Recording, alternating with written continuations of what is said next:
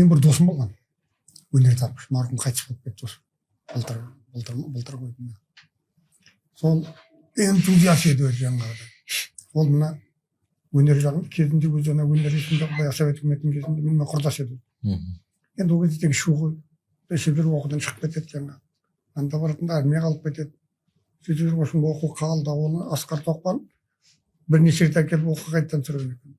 Жүреді, ішіп қояды. Мінез бар, не еді. Бірақ өзіне керемет сенетін сондай жігіт адам. Айналып келген сол өлгенше, бірақ әр жерде циркте, театрда жарық қоюшы болып жүр. Өнерге қатты берілген адам ғой.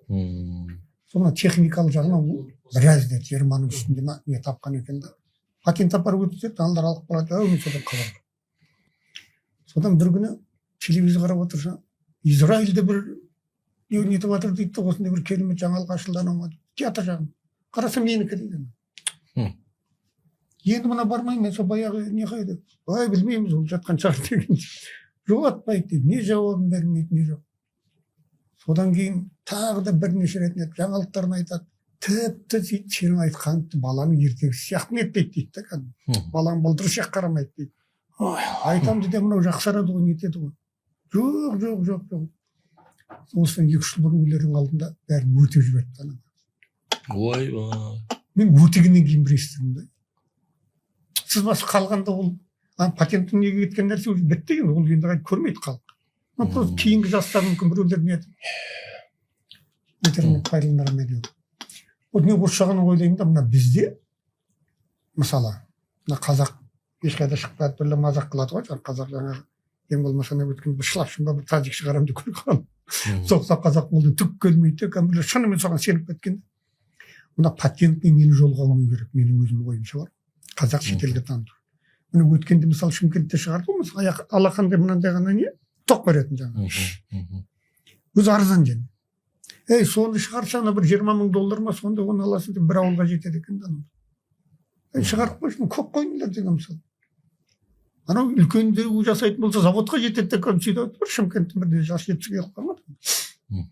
Сондай жаңалықтар. Мен оны былай ойлаймын да, мен нетіма патент алды ма, газеттерге жарияланып кетіп аукционды белгілеу керек та. Сол күні аукционға салып, кім ұтып алды? Кіріссін. Және енді өз ақша табушы болды тездетеді ғой.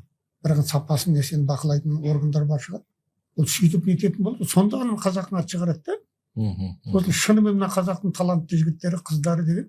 Сосын осыдан бір, білмеймін, может 10 жыл болып кеткен шығар. Осы Алматыда бір 10 жыласын бір қыз бала. Андай ветровой не ойлап шығарды. Где-то 80 сантиметр. Столдың үстінде тұр, зырылдап айналып тұрды. Бөлмеде жел жоқ қой. Ал егер ана жағында жел бар жерге қоятын болса, сұмдық болады тұр ғой. Өйткені ол жел деген 2000 жылдан бері халық білетін нәрсе ғой, оған жаңалық енгізу мүмкін емес. Мына шамасы сол жаңа жақсы айналатын бір несін тапты ма екен? Сөйтіп көрсек, әуелмен ота жоқпыз. Кетті сол. Оның алдында мысалы Ақтөбеден бір жігіт велосипедіне артқы дөңгелегі бар. Соны қойып қойған. Білмеймін, оны қалай нететін. Бір цеппен несі тұр, артқы дөңгелек қана айналып тұр, болды. Сонымен көршілер 3-4 үйді өзін тоқпен қамтамасыз етіп отыр. Хотя бы соны мысалы. Бізде мынау жастарды техникалық білімге, өнер тапқыштыққа, рационализаторлыққа мысалы, сондайға кәдімгідей креатив дейді ғой қазір, мысалы шығармашылыққа, ғылыми бағыттағы шығармашылыққа баулайтын кәдімгідей үлкен не керек. Оны мемлекет қашан жасайды деп күтіп отырмай, бұны халық өз қолға алып, осы мәселені көтеру керек. Бізде жалпы математика, физиканы оқыту деңгейі қазір көп көрім жақсы көтерілді. Барлық мектептерде емес, бірақ мынау біздің физмат мектеп, ниш мектептер дегендер жақсы нелер көрсетіп жүр. Мысалы, халықаралық математикалық олимпиадаларда топ 5, топ 10 дейді ғой, содан түспейді біздің қазақтың балалары. Ал мысалы, Қытайдың халқы қанша, ол жерде Қытайда тұр, Америкада тұр, Ресей тұр, мысалы, жаңағы топ 5-тікте. Қазақстан тұр. Енді олардың халқы қанша, біз қаншамыз. Ол жағынан алғанда біз бірінші орында тұрмыз деп айтуға болады. Пайызға шаққанда, пайызға шаққанда. Бірақ сол тәжірибелерді сол ары қарай дамытып басқа жай мектептерге де балалардың оқу деңгейін солай көтеретіндей уже не бар ғой, ана біреу жаңа жетістікке қолы жетті ғой. Сол нәтижені, сол методологияны, солардың әдісін, солардың құралдарын басқа жерлерге тарату деген мәселе. Содан кейін мысалы ауылдың баласы, ол қолынан көп нәрсе керек. Оны бір сәл кішкене түртіп жіберсе болды. Сен мына істеп отырғаныңды, мысалы сен білесің бе, мынандай нәрсе бар, мысалы серводвигатель деген болады. Сол нәрсені алып келіп қосып, оны мына платаға жалғаса, сенің мынауың басқаша істейді деп бір сәл ғана түртіп жіберетін сондай бір платформа керек. Осы YouTube каналында болма, жоқ әлде бір сондай. Содан кейін жаңа қаржылы азаматтар егер біреу осыны бастаса, міндетті түрде қолдайды. Бұл жақсы идея, между прочим. Бизнес идея. Мысалы менің жасымдағы адам бір жас бала бір жақсы ой айтып тұрғанын көрсе, сіздің жасыңыздағы адамдар мысалы анау баланың талабына қарап көмектескісі келіп тұрады. Өзінің іштей, өзінің бір солай, мына қарашы, мына жас бала. Мұлақ көрсең көзін аш. Міне, бірақ соған жаңа өзінің қазір площадка дейді ғой, соның бір алаңын ұйымдастырып беру керек. Соны жасайтын болса жақсы нетеді. Мысалы мына бәрі жоғарыдан емес пе? Біз күтіп отырамыз, ана жоғарыдағылар бұны қашан ойлайды, қашан олар сөйтеді, олар ештеңе де істемейді. Олардың уақыты жоқ. Олардың халықты ойлауға уақыты жоқ. Сіз олар не ойлайды деп ойлайсыз ғой? Ол өзінің жаңағы қарақан басын ойлай ма? Кешке ужинді, жаңағы кешкі асты Жапониядан, таңғы асты Парижде ішуді ойлайды. Мысалы жаңағы елдер, Сингапур сияқты, Малайзия сияқты сондай елдер, бұлар басында коррупция жайлаған мемлекет. Қылмыстық әлемнің заңдары ғана бандитский сондай мемлекет қой. Солар бірінші бұны қалай жасаймыз деп ойланған кезде, әуелі мысалы Ли Куан Ю болсын, мектептерде физика, математика сондай пәндер дұрыс оқыту, химия, биология деген сияқты. Шынында да олар керемет жақсы деңгейге көтерілді, бірақ түк шықпады. Бір уақытта олар түсінді. Бізге ол жаңағы математиканы, физиканы есепті жақсы шығару деген шарт емес, креативті класс. Сондай бір топ, сол мемлекеттің жаңа шығармашылығы. Мысалы ол мектепте 3-ке, 4-ке оқуы мүмкін. Менің өзімнің мектепте бірге оқыған достарым ішінде де бар. Осы үйненің көзінен өтіп, мына оңбаған, оңбайды деп жүрген балалар кейін мыңдаған адамдар жұмыс істейтін кәсіпорындарды басқарып кетті. Оның таланты басқа жағында еді. Оны бірақ ашатын адам болмаған, сен оңбағансың дей берген мысалы. Ал ана ғалымдардың басын қосып оны біреу ұйымдастыру керек қой. Мысалы Королев, мысалы Курчатовтар, олар ғалым еді, бірақ олардың ғалымдығынан ұйымдастырушылық таланты әлдеқайда жоғары еді. Сол сияқты мына менеджерлер класы, ғылымдағы менеджмент, техника саласын дамытатын менеджерлер, сол топ керек бізге халыққа. Солар көтереді. Мысалы Митио Каку деген Америкада өзі жаңағы тегі жапондық ғылымды көпшілікке насихаттау бағытында көптеген ғылыми хабарлар түсірген, жаңағы теледидарға шыққан, жалпы мынандай әлеуметтік желілерге де шыққан, кітаптар жазған. Сол кісінің айтуы бойынша, мысалы немістер айтады дейді, бізде креативті класс жоқ бізде мемлекетте. Креативті класс бар Америкада. Неге? Себебі жаңағы сіз айтып отырған патенттік заң арқылы, басқадай тетіктер арқылы соларға не береді жаңағы? Мүмкіндік береді. Соның мүмкіндігін қалай ашамыз деген механизмдерді жасап қойған. Міне осы нәрселерді бірге алып, осындай азаматтар осыған мүдделі жиналып, осы секілді ақылдасып отырып, сондай бір мәмілеге келуге болады. Оны бұл үшін енді кім төлейді енді мынауымызды деген кезде оны төлейтін адамдар міндетті түрде табылады. Ондай патриоттар қазақтарда бар деп есептеймін. Қазақта бар ғой, мәселе сол жүзеге асырудың жолдары болмай тұр. Мәселе біздің ақылдасып отырғанымыз сол ғой. Бұл күшті қалай бір арнаға бұрамыз, бұл күшті қалай тұтастырамыз, ұлттық қуатты, ұлттық потенциалды қалай топтастырамыз. Биліктің қолдауынсыз керек болатын болса, сол іштен, ұлт ішінен түлеп, осында күшке ие болмаса, енді көрдік қой біз енді. Неше жылымыз өтіп кетті тәуелсіздіктен кейінде. Ол билікке сеніп, ары қарай ештеңе мандымайтынымызды көрдік. Енді күнімізді көрмейміз бе, өз күнімізді өзіміз. Әйтпесе тағы да сол жаңағы таланттарымыздың бәрі тұншығып құрдым ба құри бере ма, ең соңында өмірінің соңында бүкіл жасаған дүниелерінің бәрін өртеп, ал бұл деген бір сұрау бір нәрсе ғой. Осы Нұреке саған айттым ертеректе бір. Мына пайғамбарымыз саллаллаху алейхи вассаламның хадисі бар екен, 15-ші жыл айттым. Зекет деген нәрсе бар ғой, зекет, малдан зекет, егіннен ұшыр 2,5%. проценті бар. 2,5%. Ал осының ішінде Құдайдың берген талантының зекеті 100% екен. Хадис екен. Сен түгел бойыңдағыны беріп кетуің керек. Иә, өйткені Құдай берді. Құдай саған берді, сен халыққа беруің керек. Жүзеге асыру керек. Жүзеге асыруың керек. Міне зекет, бұның зекеті сондай екен. А біздің зекеттеріміздің бәрі жел күшіп жатыр мысалы. Рәсуа болды. Ғылымнан зекет шәкірт тәрбиелеу. Иә. Иә. Ғалымнан, ұстаздан.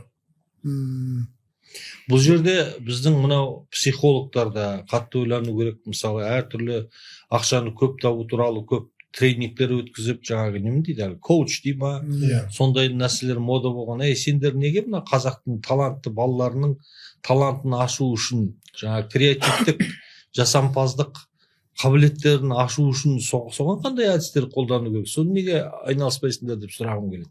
Мысалы, біз айтамыз, қазақ деген өте талантты халық, өте шынында да математикаға бейім, осындай. Мен бір қойшыдан сұрадым, осы Ақтөбенің Байғайын ауданында баяғыда бір бажаммен қойшы ауылға барып қалып, осы айналайын баяғыда айтады, 1000 қой, 1000 қойды осы иіріп алып келген кезде тура санына жетіп, бір қой жетпей тұрса біліп қояды екен дейді. Сол рас па осы деп. Мен өзім шынымен сенбейтінмін. Оны көргенбіз ғой. Ол айтады, мен енді әкем сондай болатын дейді.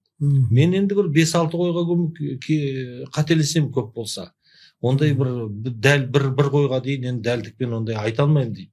А сен онда қалай десе, енді аға қызықсыз дейді. Бұл анау қой қорадан шығып кетіп бара жатқан кезде қайсысы ақсап бара жатыр, қайсысы ауырып жөтеліп бара жатыр, соған былай не жасайсың ғой, жаңағы акцент, миың бір жерінде қалып қояды ғой. Сен ананы санағанда бірінші жаңағылерді іздейсің.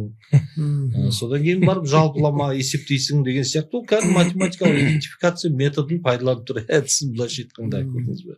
Бірақ мен мысалы техникалық жоғарғы оқу орнында сабақ бердім. Біздің қазақтың балаларының несін қабілетін былай тексеріп, шынында да басында ауылдан келгенде олар өзін төменшік сезінеді. Ана қаланың балалары бұлардан әлдеқайда озып кеткен сияқты болып көрінеді. Олар интеллектуалдық жағынан жоғары сияқты. Өзінің бір сондай бір қор сезіну деген нәрсе бар біздің ұлтта. Осы комплекстен арылуымыз керек. Сол үшін не істеу керек? Жаңағы психологтар айту керек осыны. Осы комплекстен арылу үшін. Мен өзім айтатынмын. Сендер аналарды ақылды деп ойлап жүрсіңдер ме? Олар дымда сендердің ақылды емес. Қазір осы қазақтың көзге түсіп жүрген мен деген осы керемет атын ел жаттап жүрген азаматтарын қараңдаршы, бәрі ауылдан шыққан. Қаладан шыққан біреу көрсетіңдерші маған. Десем кәдімгідей көтеріліп, еңселері көтеріліп, шынымен олар уже 2-3 курсқа барғанда озып кетеді аналардан, қаланың балаларынан, ауылдың балаларының қабілеттілігі. Бірақ мен мына нәрсені де байқаймын. Мысалы, жаңағы мынау Қазақстан темір жолымен бір жобалар бірлесіп жасағанбыз. Бізде екі рельстің арасы, қарапайым мысал, 1524 миллиметр. Мысалы, Еуропада 1420. Еуропада 1420 емес участок таба алмайсыз. Қазақстанда 1524 болып тұрған, жарайды, 5-6 сантиметр не ағылады дейсің деп, жаңағы біздің қазақ байшылық. Ол не? Ол техникалық ойлау мәдениетінің дамымағандығы, бізге өндірістің кеш енгендігі. Сол бізге ол нағылады дейсің деп 1-2 миллиметр ол. Оны біреу есептеп шығарды ғой, 524 болу керек деп. 4 миллиметр дегенді ол еркеннен жазған жоқ қой, неге ол 1520 деп жаза салмады. Деген нәрсені қазақтың баласын оқытыру қиын. Бұл техникалық ойлау мәдениеті деп аталады. Бәрі осы мәдениеттен басталады ғой. Міне сол бағытта анау қаланың баласы, жаңа орыстың баласы, әкесі токар, болмаса сварщик, әйтеуір бір техниканың бір саласында ол бейімделген кішкентай кезінен. Сондықтан ол ана штангин циркульді алып, бұл миллиметр деген нәрсені ол былай нәрсе емес, ол өте маңызды нәрсе екенін ол білген. Себебі ол солай жаңағы. Осындай нәрселерді біздің психологиямыздағы алып тастап, соны реттейтін болса, одан кейін ары қарай дамып кетеді деп ойлаймын. Соларға мынау біздің ғалымдар да осыған жауапты. Мысалы жаңағы темір жол институтында ең бірінші рет кандидаттық диссертация қорғаннан сабақ бердім. Үйге келемде ашуланып келем. Қазақтың балалары 5-ші класстың есебін шығара алмайды, оқуға қалай түскен деп жаңағы. Әкем айтады, не болды, не жаңағы толан тұтып отырсың дегендей. Айтамын, 2-ден 1-ді 2-ден 1-ге қоссам 2 деп айтады. Жарты нанға қоссаң 1 нан болмай ма, ол қалай 2 нан болып кетті деп ұрыстым десем, көрдің бе дейді, мен әкем айтады. Оған ана 5-ші класста, 3-ші класста сөйтіп мына нанды 2-ге бөлді, мынау 2-ден 1, мынау 2-ден 1. Міне екеуі 1 нан болды деп, нанмен түсіндірмеген ғой, ана бөлшектің алым бөліміне көбейтесің де, ана бөлшектің бөлімінің мына алымына көбейтіп екеуін қосасың, ортақ бөлім шығарасың деп түсіндірді, ол бала ұққан жоқ. Оны жаңа қарапайым тілмен, ол мектептің баласына ең мықты академик, ең мықты профессор барып түсіндіру керек.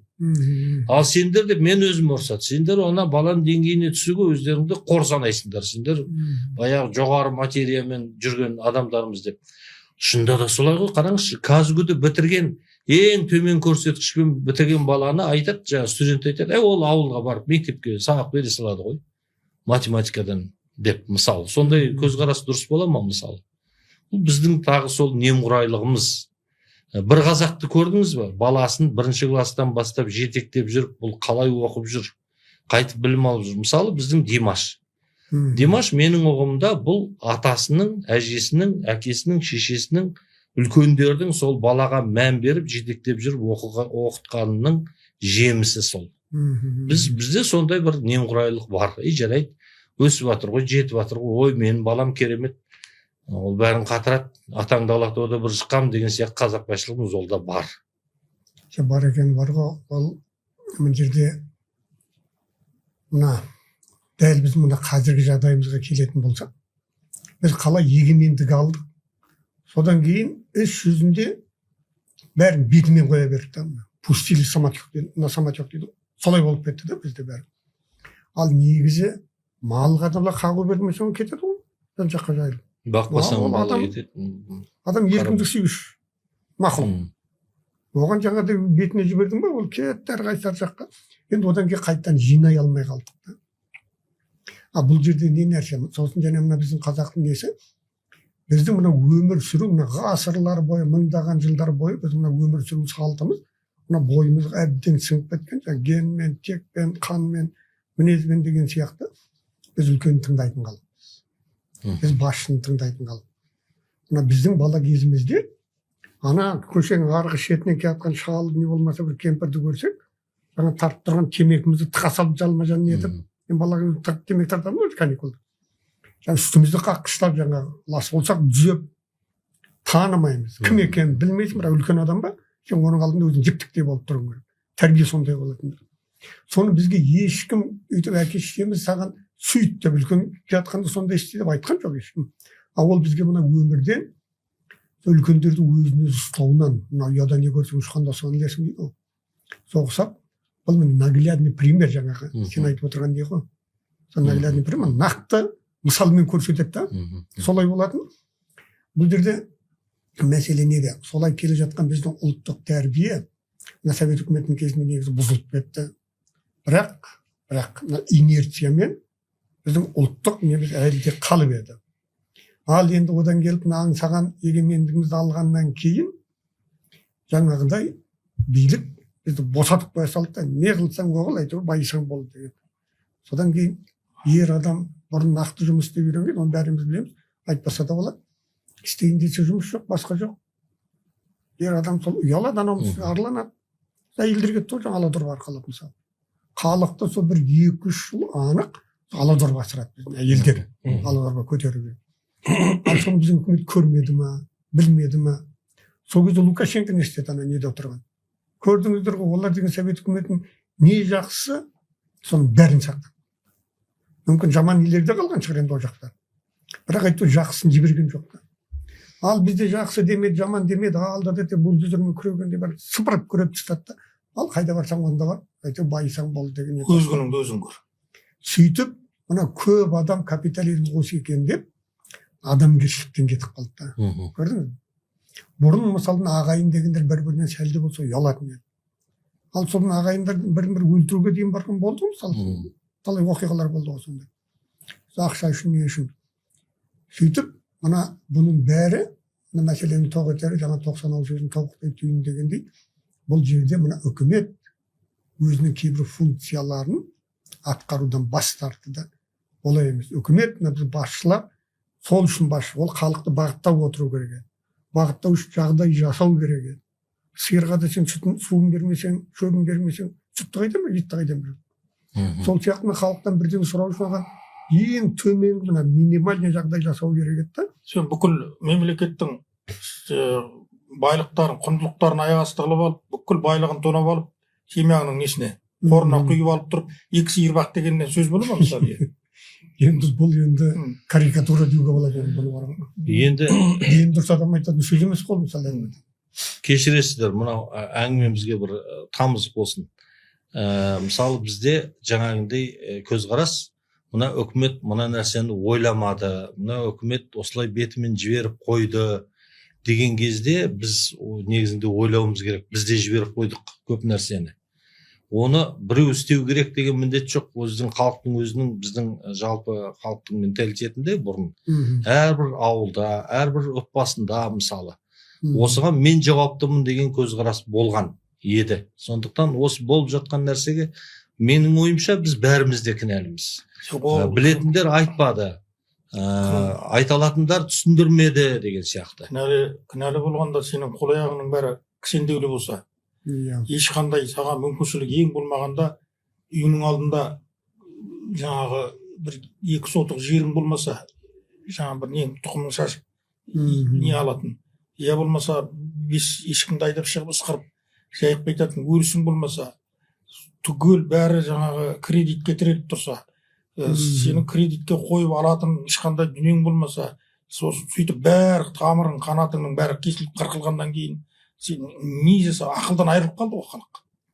Ақылдан адасып қалды ғой, торығып қалды ғой. Ендеше мен сізге айтайын. Басын ұстаған шалдарды көрдім. Апырмай бір кісілік ақылым бар сияқты еді, мен пұшаймен болып қалдым деп отырған шалдарды көрдік мысалы. Мен айтайын дегенім, кешіресіз сөзіңізді алғанмын. Біз осылай қашан бұлар ойлайды халықты, қашан мына нәрсені қолға алады, қашан бұны бастайды деп отыра берсек, онда тағы 30 жыл отырамыз. Жоқ, ол сара солай. Меніңше осындай мысалы әңгіменің негізгі жаңағы түйіні біз осындай бір нелерді, құрылымдарды халық өзі құру керек. Бұлар енді мысалы үкімет сөз жүзінде де бір кездерде көп айтып жүрді, азаматтық қоғам, жаңағы үкіметтік емес ұйымдар, солардың рөлін күшейту керек, халықтың өзін өзі басқару механизмдерін жасау керек деген нәрселер сөз жүзінде осыны айтып жүрді. Демагогияға бұл құр сөз. Осы нәрсені күтіп отырмай халық өзі қолға алып, бір азаматтар мысалы коронавируспен күрескен кезде мысалы халық күтіп отырды да аяғында қой мыналар күтіп отырсақ ештеңе болмас деді де өздері ұйымдастырып, өздері жаңағы емдейтін жерлерді де тауып, дәріні де тауып, Ресейден керек нәрселерді әкелуінде өздері әкеліп жасап кетті ғой. Сол әлдеқайда нәтижелі болды меніңше. Мынау әлгі Саади атамыздың бір айтқан несі ойыма түсіп отыр. Бір билеуші кісі жаңағы ел билеп отырған айтыпты, сен маған бір ақыл айтшы. Сол ақылды мен орындап, содан халыққа өте көп пайда келтіретіндей бір ақыл айтшы маған десе, сіз шамаңыз келсе күні бойы ұйықтаңыз. Шамаңыз келмесе жарты күн ұйықтаңыз, халыққа өте көп пайда тигізесіз деп айтты дейді. Сондықтан бұлар қашан бұлар оянады, қашан халықты бұл ойлайды деп, олар ойламайды, олар ойлауға уақыты жоқ олардың халықта. Біздің енді сұхбатымыз еркін түрде басталып кетті. Бүгінгі сұхбатымыздың қонағы Саят Ыбырай, техника ғылымдарының докторы, профессор, одан кейін Светқали Нұржан ағамыз, ақын, мемлекеттік сыйлық иегері, одан кейін арамызға келіп отырған Нұрлан Қами ағамыз, жазушы, драматург, аудармашы. Біз негізгі сұхбатымыздың өзі ыңғайы жай алдын ала бір әңгімелесіп отырғаннан басталып осылай кетті. Бұл менше әдемі болған сияқты өте. Бұл енді сұхбаттың ортасында халыққа таныстырып жатқанымыздың ешқандай әбестігі жоқ. Мен негізі жаңағы нәрселерге, жаңағы біз талқылап отырған мәселелерге келгенде, ең алғаш біз егемендік алдық деп, одан кейін экономиканы еркіндікке жіберді ғой. Дәл сол сияқты менше идеологияны да біздің негізгі рухани ұстанымымызды да бір жерде ұстап отырмай еркіндікке жібергені бір жағынан нашар сияқты болғанмен, бір жағынан халық өзінің иммунитетін оятып тезірек. Мысалға осы сұхбаттар сияқты ескі тамырынан қайтадан іздеуге бет алу, баяғы Совет одағының идеологиясымен келді де, ең соңында одан кейін қазір біздің кеңістігіміз бос болған уақытта неше түрлі жан-жақтан дін келді, әртүрлі әдебиетте болсын, музыкада болсын, эстрадада болсын, суретшілердің өзінің кеңістігінде болсын, бүкіл жерден кірді ғой енді. Әртүрлі нәрсе енді. Ашық жер болғаннан кейін бәрі кіреді. Қай сала болсын, мейлі экономика жағынан болсын, қай жағынан болса да. Сол кезде соның бәрін алып келді, енді халық бүкіл нәрсені көрді, ары қарай өзін сараптауға мүмкіндік беру жағынан бұл дұрыс болды ма деп те ойлаймын негізінен. Яғни оны сараптау үшін мен бір сұрақты қойғым келген манадан бері, оны сараптайтын біздің таразымыз қайсы? Баяғы тектілік деген әңгімені айтқым келеді. Біз халық, қазақ халқы өзімізді тектіміз деп айтамыз. Текті халықтың, текті бабалардың ұрпағымыз дейміз. Текті бабалардың деп айтып тұрған уақытта ар жағынан трайбализм шығып тұрмай ма? Немесе біз тектіміз деген уақытта бұның анықтамасы не? Не нәрсені текті деп айтамыз? Яғни біз қандай қылығымызды, қандай сондай бір сын сағаттарда өзімізді көрсететін қандай қасиеттерімізді біз тектіміз деп айтамыз. Осы мәселеге келсек. Енді меніңше, Нұреке, мен тап осы кешегі 33 жылға саясат, бір қазақ ұлтын бір бәрін көрсін, жақсыны да жаманды да көрсін, дүниені танысын, сосын бар иммунитеті оянсын деп жасалған зат емес. Енді Құдайдың тарапынан деп жатыр. Ол енді Құдайсыз қурайсын байтқа салсақ, ол солай. Бұл жерде де бұл да бір үлкен жұтқа ұшырадық, жиі айтамын. Әрине. Әр заманның өзінің жұты болады. Ел жұты, жау жұты, үй жұты дейтін сияқты жұттар болады ғой. 20 ғасырдың жұттары қандай алапат қасірет әкелсе, бізге 21 ғасырдың осы алғашқы ширегінің өзінің жұттары да сонша қасірет алып келді. Ең біріншіден біздің адайдан таңдап сүйген Ақбөбегін демекші, Алаштан таңдап сүйген президентіміз бүкіл дүниенің жаңағы Тони Блейрлерден бастап бәленбай миллион ақша төлеп айына өзіне кеңесші қылып алды да, олар қазақтың даласында қазынаны қалай үптеу керек екенін үйретті мысалы. Сосын оған енді ол қазынаны алу үшін аузы ала ұлт болу керек болды. Аузы ала бірікпейтін, бір дастарханның басында 4 көз түгел отырып үйістіп 4 баклашка су іше алмайтын қазақ керек болды. Сонда қазақтың басы бірікпеу деген біреудің мүддесі болып тұр ғой. Әрине әлемдік ұрылардың белгілі ғой қазір. Әлемдік ғаламдық ұрылардың осы далада жатқан, жаңа Әбіш Кекілбаев ағамыздың сөзі бар, қазақ қазір атадан қалған алтын сандықтың үстінде, алтын толы сандықтың үстінде жалаңбұт бала сияқты отырған деп. Сондай қалыпта қалдырды. Аладорбаң алдыңа түсіп қаңғып кеттің. Әлем дүниені тану үшін емес, жаныңды бағу үшін қаңғып кеттің. Сондықтан ондай кезде тектілік туралы ойлана алмай қалды қазақ. Иммунитет туралы ойлана алмай қалды. Бір сөзіңізді есіңізге сала кетейінші.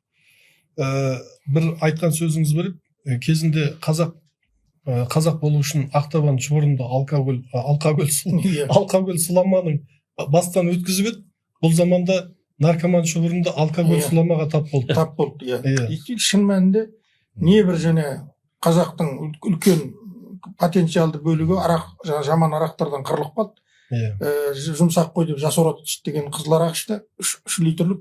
Сосын жаңағы техникалық не деді, спирттер.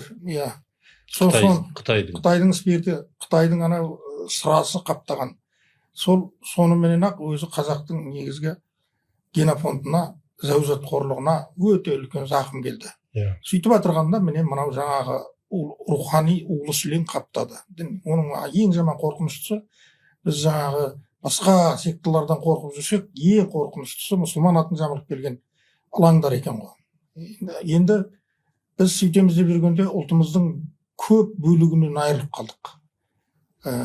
Оған әрине қарсы тұрып күрескендер болды, бірақ өкінішке орай ең жоғарғы инстанциядан біздің жолымыз Қожа Ахмет Яссауидің жолы. Қытайлар Конфуцийге сүйеніп қанша ілгері дамып кетті. Біз неге Яссауи іліміне сүйенбейміз, өзіміздің бабамыздың дегені үлкен әңгімелер айтылып, мысалы сол бірінші адамның кітаптарына солай жазылып, теледидардан кездесулерде сөйтіп сөйлеп отырып, бірақ өзіміздің сол бабамыздан қалған ұлы жолдарымыздың өзін тәрік қылып, ең соңында түрмеге тығып, тасталғанын шығарып, тәнтәне қылып бүкіл жаңағы бір звонокпенен шешетін қылмыскерлерді. Мысалы 2006 жылы қазақтар, адайлар көтеріліңдер деп бір немісті ме, жөйтті ме, жаңағы Ақтау қаласына әкім қылған. Соған қарсы листовкалар таратылды. Ал енді соның бәрін жасаған жаңағы сақалды саудай салафиттер еді. Соның осының бәрінің қолға түсті адамдар. Мысалы, мен Маңғыстауда, Ақтауда тұрам. Маған келіп жоғарғыдан жаңағы ішкі істер министрлігінен, ұлттық қауіпсіздік комитетінің жігіттер келіп, үйіме келіп отырып, жаңағы қолға түскен адамдардың тізімін көрсетті, мыналардан кімді білесіз деп. Білем мен, мыналардың бәрін білем. Мынау Чехияда жүрген салафит деп аты жөндерін айтып, мынау. Осыдан бір апта бұрын Чехияда жүрген салафит, себебі оның мен ағасын танимын. Ағасы сүйдеп отырған осыдан бір апта бұрын. Деп едім, бәрі қазір Ақтаудың түрмесінде жатыр деді. Мысалы, сол бір ғана Қайрат Сатыбалдың бір звоногыменен 3 күннен кейін бәрі де жоқ. Тырым-тырақай өздерін келді. 68 салафит сол жаңағы алаңға шыққан, ұйымдастырып 258 адамның 68-і сол жаңағы серкелер жан жақтан келген. Олардың ар жағында үлкен жоспарлар болған, Қазақстанды жаңағы от қорамақ болған. Енді онда міне оның бәрін осылай шешіліп отырды. Енді кешегі қаңтар көз алдыңда өткен. 22-нің қаңтары. Енді ортасында болдық қой. Көз алдыңда отырып, өтті, кім өткізгенін бәрін көріп отырсың. Мемлекетке қандай қатер төндіргенін көрдің. Мемлекеттің атын қандай қанға былғап кеткенін көрдің. Енді сол мемлекеттің ең басында отырған адамдардың өздері сол қанынан тазарып шығаратын құралы жоқ. Солардың ықпалынан шыға алмай қалды ең соңында. Солардың идеологиялық ықпалынан, солардың кәдімгі күштік ықпалынан шыға алмай ең соңында өздері сол қылмысқа ортақтасып отыр мысалы. Демек бұл жерде бір үлкен аса зор алапат әлемдік эксперименттер жүзеге жұмыс жасап жатыр. Енді теңсіз тектілік деген мәселені біреулер айтады, ол қаннан келетін нәрсе дейді.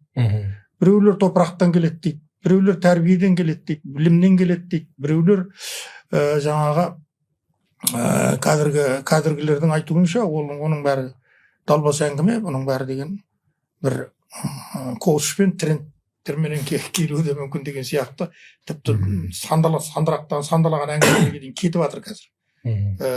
Бірақ енді оның дәл анықтамасы болмауы мүмкін. Біз деген кеудесі биік ұлт едік әуелде. Мен кеудесі биік шалдарды көрдім, кемпірлерді көрдім.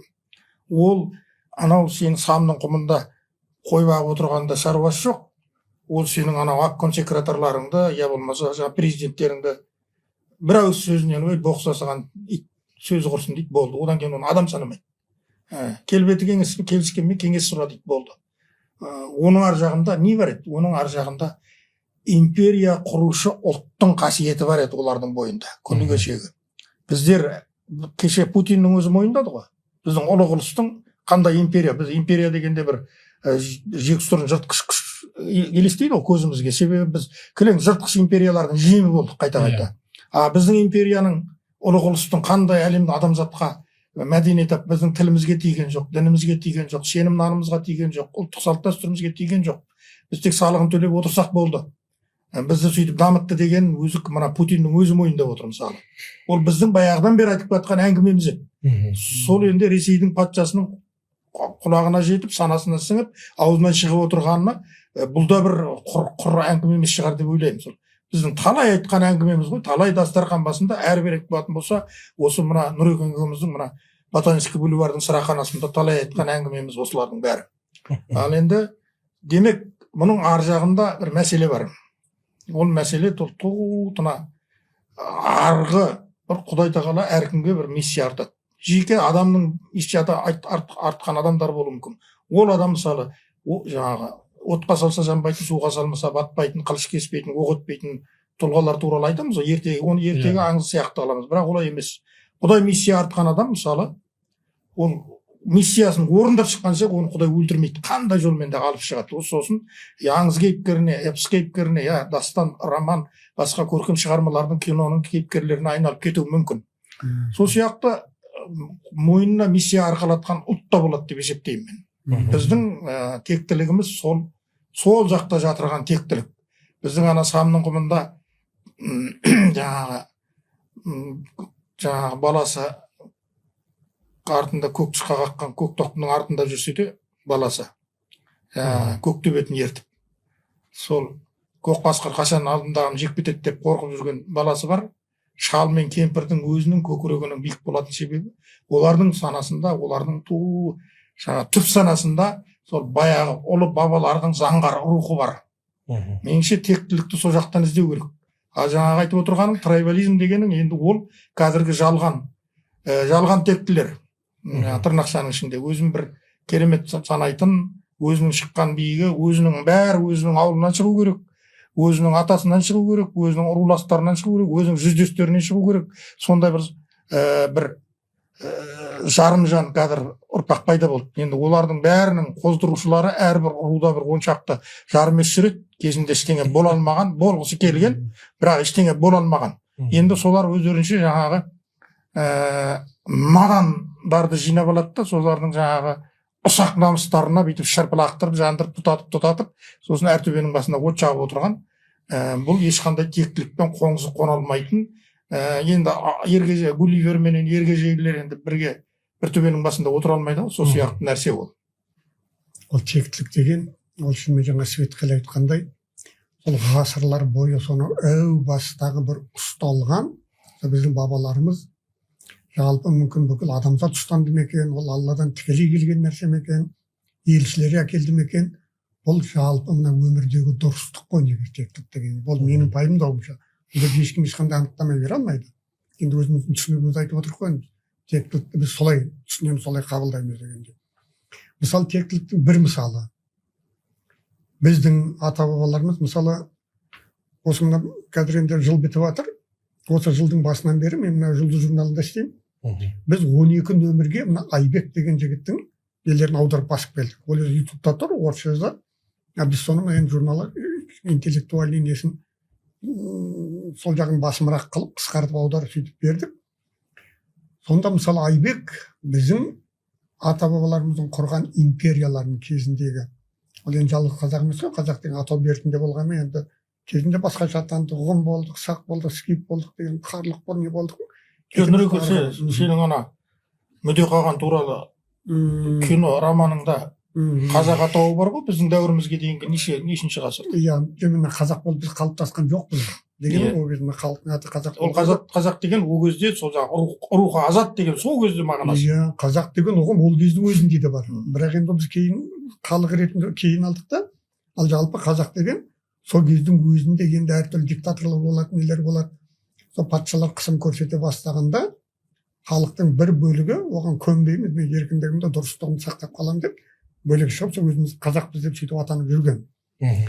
Мына жерде жаңа тектілік туралы әңгімеге келгенде менің айтайын тұрғым сол қаншама сол империялар құрып, қаншама нені басып алған жерлерінің бәрінде мына империяның ұлылығы жаңа Светқали айтқандай қанішерлік емес. Ұлылығы неден көрінеді? Ұлылығы ол ана басып алған халықтарына жақсылық жасау, оларға ізгілік жасау, оларды құлдан мәдениет апару, өркениет апару, оларды ана өздерінің деңгейіне дейін жоғарылатып көтеру. Міне осының бәрін мысалы жаңағы Айбек деген жігіт ол тек қана мына деректі түрде және орыстардың жазғандарын және мына шетелдік ғалымдардың жазғандарын сол кітаптарын бетімен келтіріп отырып сөйтіп отырып дәлелдеп береді де. Мысалы енді сол жүргеніне ол ютубта жүргеніне 4 жыл болды. Не бір ғалым, не болмаса ана шәуілдік депутаттар жаңа Ресейдің думасын біреу Айбекке бір ауыз сөз айтып көрген жоқ. Оған қарсы шығатындар тек қазақтар оттамаңдар деген сияқты кухонный разговор дейді ғой. Сол жаңағы баяғы Сыраханда айтылатын әңгімені айтатын сол бір есірік, бір топас, надан солар ғана қарсы сөйлейді. Бір білімді адам анаған сенікі дұрыс емес деп айтқан жоқ, өйткені айта алмайды. Оның бәрі тұр. Сол мына тектілік келе жатқан соншама жерлерді басып алып неткенде, мысалы Ресейді біздің бабаларымыз 3 ғасыр бойы биледі. Бұл анық, ешкім дау жоқ, барлық документтер нелер бар. Ал бірақ сол Ресейде қалай шаштары сары көк көз болып туды жаралды, сол күйінде қазақтың қаны оларға араласқан жоқ та. Бұл нені айтып отырмын? Мына жерде мен әйелдерді зорлады деген сияқты жала жабылады, тектіліктің бір несі жоқ. Қазақ, енді біздің бабаларымыз, олар жаңа жаулап алып билеп тұрса да, оларға ондай жағынан мына адамгершілік өте жоғары болған ғой. Мына тектіліктің тағы бір қыры бол. Адамгершілік ешқашан бұзылған емес мына біздің бойымызда. Мына бала кезімізде бәріміз де білеміз. Кішкентай балаға кез келген танымайтын орысың ба, басқаң ба, жаңа бич дейді ғой жүрген жаңа. Солардың өздері кішкентай балаға тек қана қамқор болатын. Сосын енді мысалы біз өзіміз көрдік, мен кішкентай кезімде бізді есікке құлып салу кезде мына күршек дейді, сол күршек дейді, сол күршек қана болатын да. Құлып салу есік жабу, өйткені ұрлық жоқ. Ұрлық жасауға болмайтын, оны сол бала кезінен әр адам түсінетін. Ал кейде бір енді ойнап жүр балалықпен бір көршінің ойыншығын үйге әкеліп қойсаң, айтатын әте бала мына апарып қой. Мына сенің Саматтың ойыншығы. Ертең өзіне бер. Соны түсінесің, міндетті түрде апарып бересің. Міне осындай бұл мына енді ұлттық тәрбие ме, халықтық тәрбие ме, мүмкін басқа халықтарда бар шығар. Ал тап осы енді біз өз халқымызды жақсы білеміз. Біздің халқымыздағы сол ең бірінші сол әділдік деген сезім, адалдық деген сөзім, дұрыстық деген сезім, сосын сөзге тоқтау деген қасиет күні кешеге дейін сақталып келген болады. Менің өзімнің байқауымда сол біздің қазақта бұзған 70-ші жылдардың ортасында әр үйге мына теледидар барды. Теледидарда неше түрлі иттіктер көрсетілетін болды. Сосын жаңа өтпелі кезеңде жаңа подростық. Сол кезде адам еліктегіш әр нәрсе неткіш келеді ғой. Бірақ ол көпке бармай 1-2 жылдан кейін қалпына келетін еді. Ал сол кезде не болды, соған еліктеген біреулер сол қалпына келмей еріп кетіп жатқандар болды. Қазақ сол кезден бастап мына 70-ші жылдары шамамен орташа. Міне дәл осының дәлелі мына жаппай ішімдікке салдық деді. Арал қаласында Орман Жарылғасынұлы деген әулие болған. 73-ші жылы 60 жасында дүниеден өткен. Ол кісі туралы біраз әңгіме бар, енді қазір ол не болып кетер. Ол кісінің керемет, өзінің жалғыз қызы тірі қазір Аралда. Сол кісінің өзінен сұрасаңыз түгел айтып береді. Соның бір әңгімесі сенің сөзіңе тірілтетін. Енді ол кереметтер көп ол кісінің. Өлгенде де кереметін көрсетіп кеткен, өлгеннен кейін де тура сол бәрінің алдында. Жаңағы бір керемет дастархан үстінде отырып иманы үйре бастайды дейді да.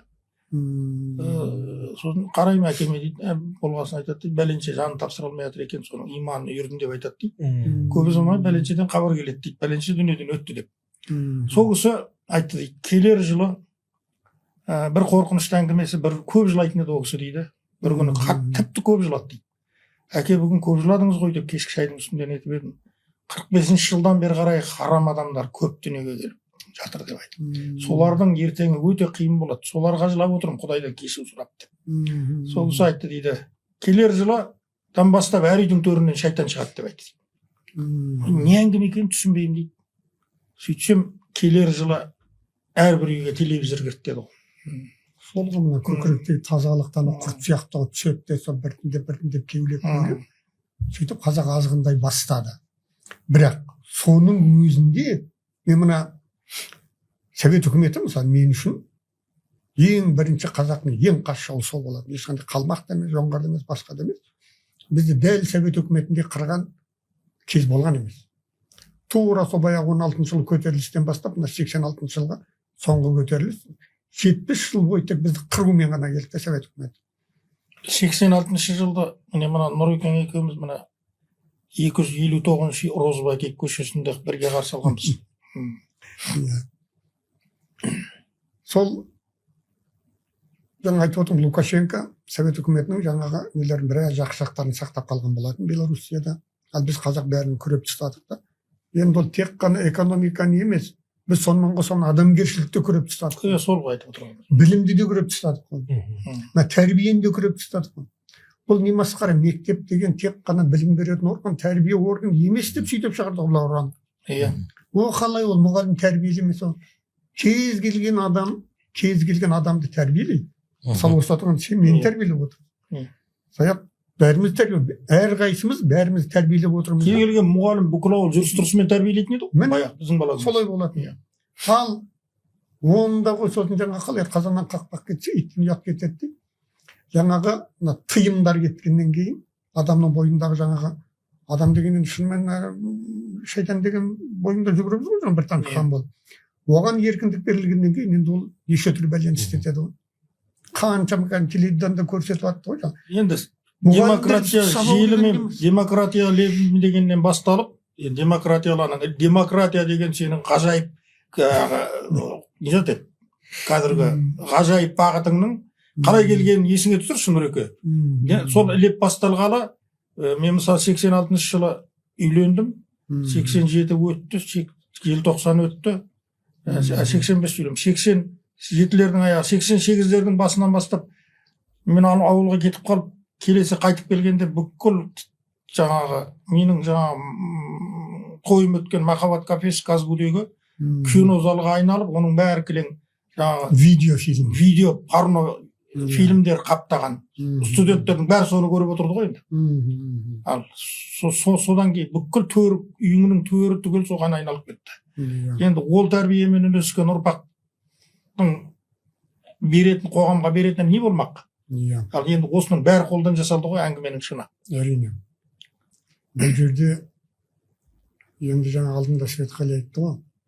Шынымен кейде мен осының қанша бұл сол кезден бастап ойланып, енді 30 жылдан бері сол миымызда атала болып кетті ғой, біз ойланып өткен шынымен шығатын жол жоқ, таба алмайсың. Мысалы жаңа Саят сен өзің айтып отырсың, енді үкіметке сеніп қойып адамдар өздері істеу керек.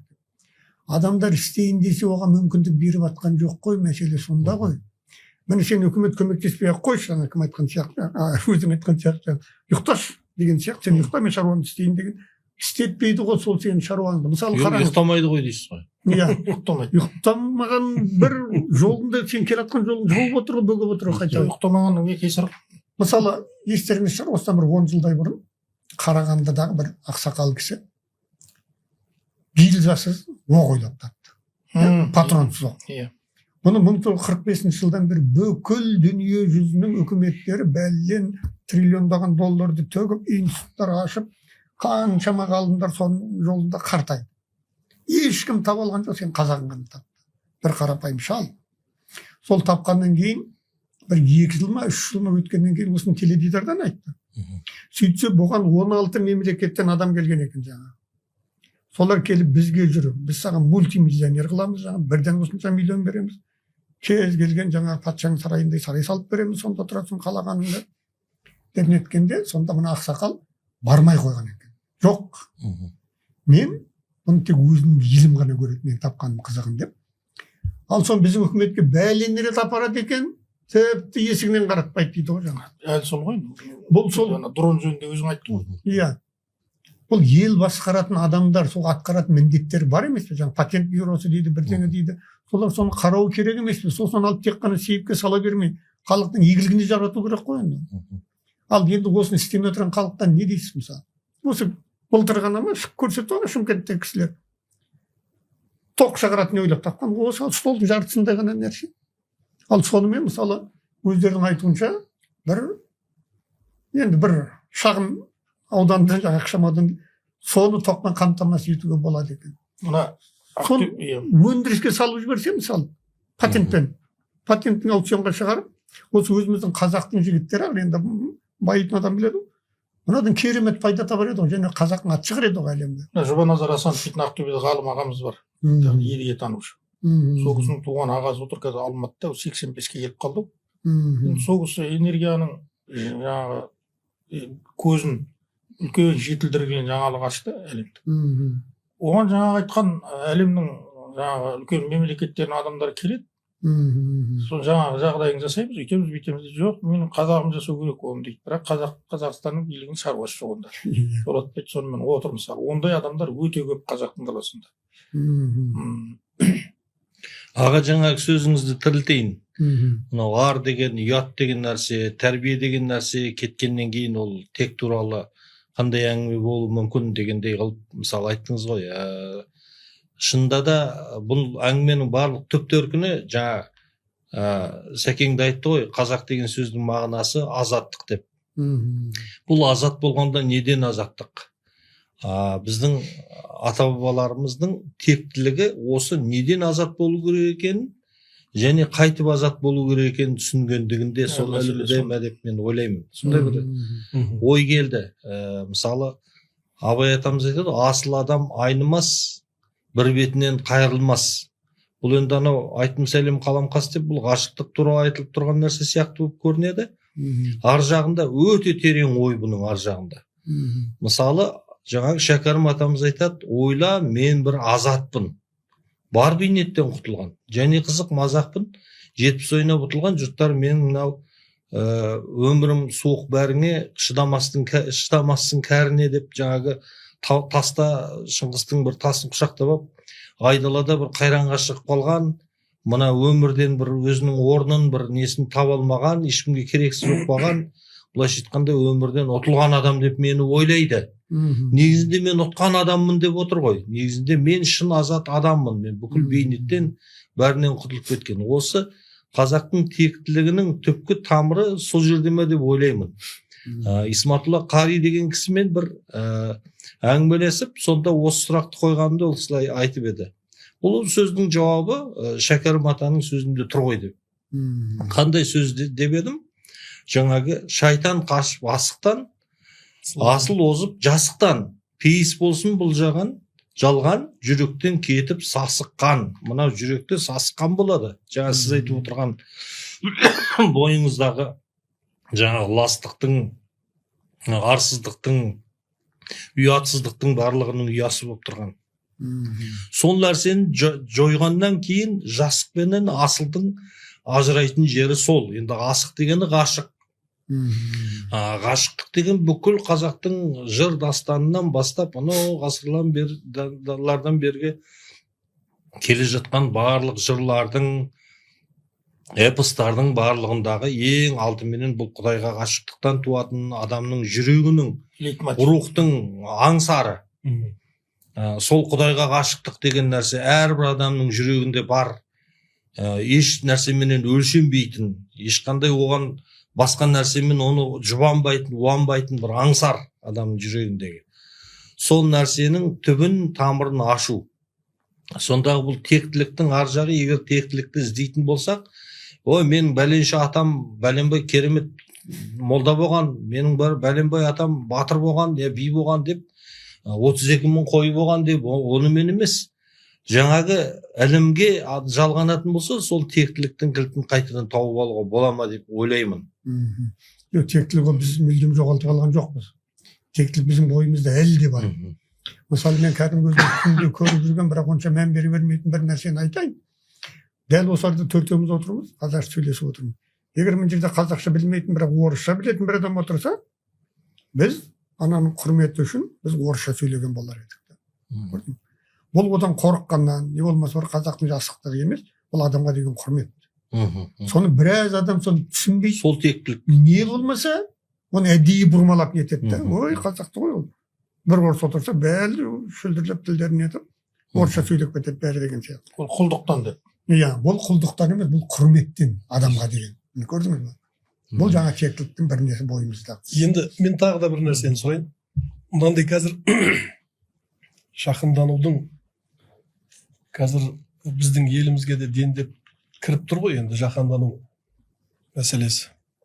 Осы біздің тектілігіміз айтып отырған. Осы нәрсені біз тіреу қылып жақындану бізді жайлап тұрған уақытта мүмкін бұны кейбір көзқарастар оны өте дұрыс деп көруі мүмкін. Кейбір көзқарастар теріс деп көруі мүмкін. Жаңа айтып отырған біздің арамыздағы ағайыннан ұялмай кетті деген сияқты. Біздің шекараларымыз бар ғой, өзіміздің құндылықтарымыз бар. Сол шекаралардың бәрі бұзылды ғой қазір. Ол шекаралар бұзылғаннан кейін біз ұялмайтын болдық. Енді сол тектілікті тіреу қылып тұрып, біз осы нәрседен шыға аламыз ба? Бірінші сұрақ. Айтқым келіп отырған. Осы тектілікке сүйеніп отыр. Екінші мәселе, ұлт деген мәселені кейбір көзқарастарда жоққа шығарады.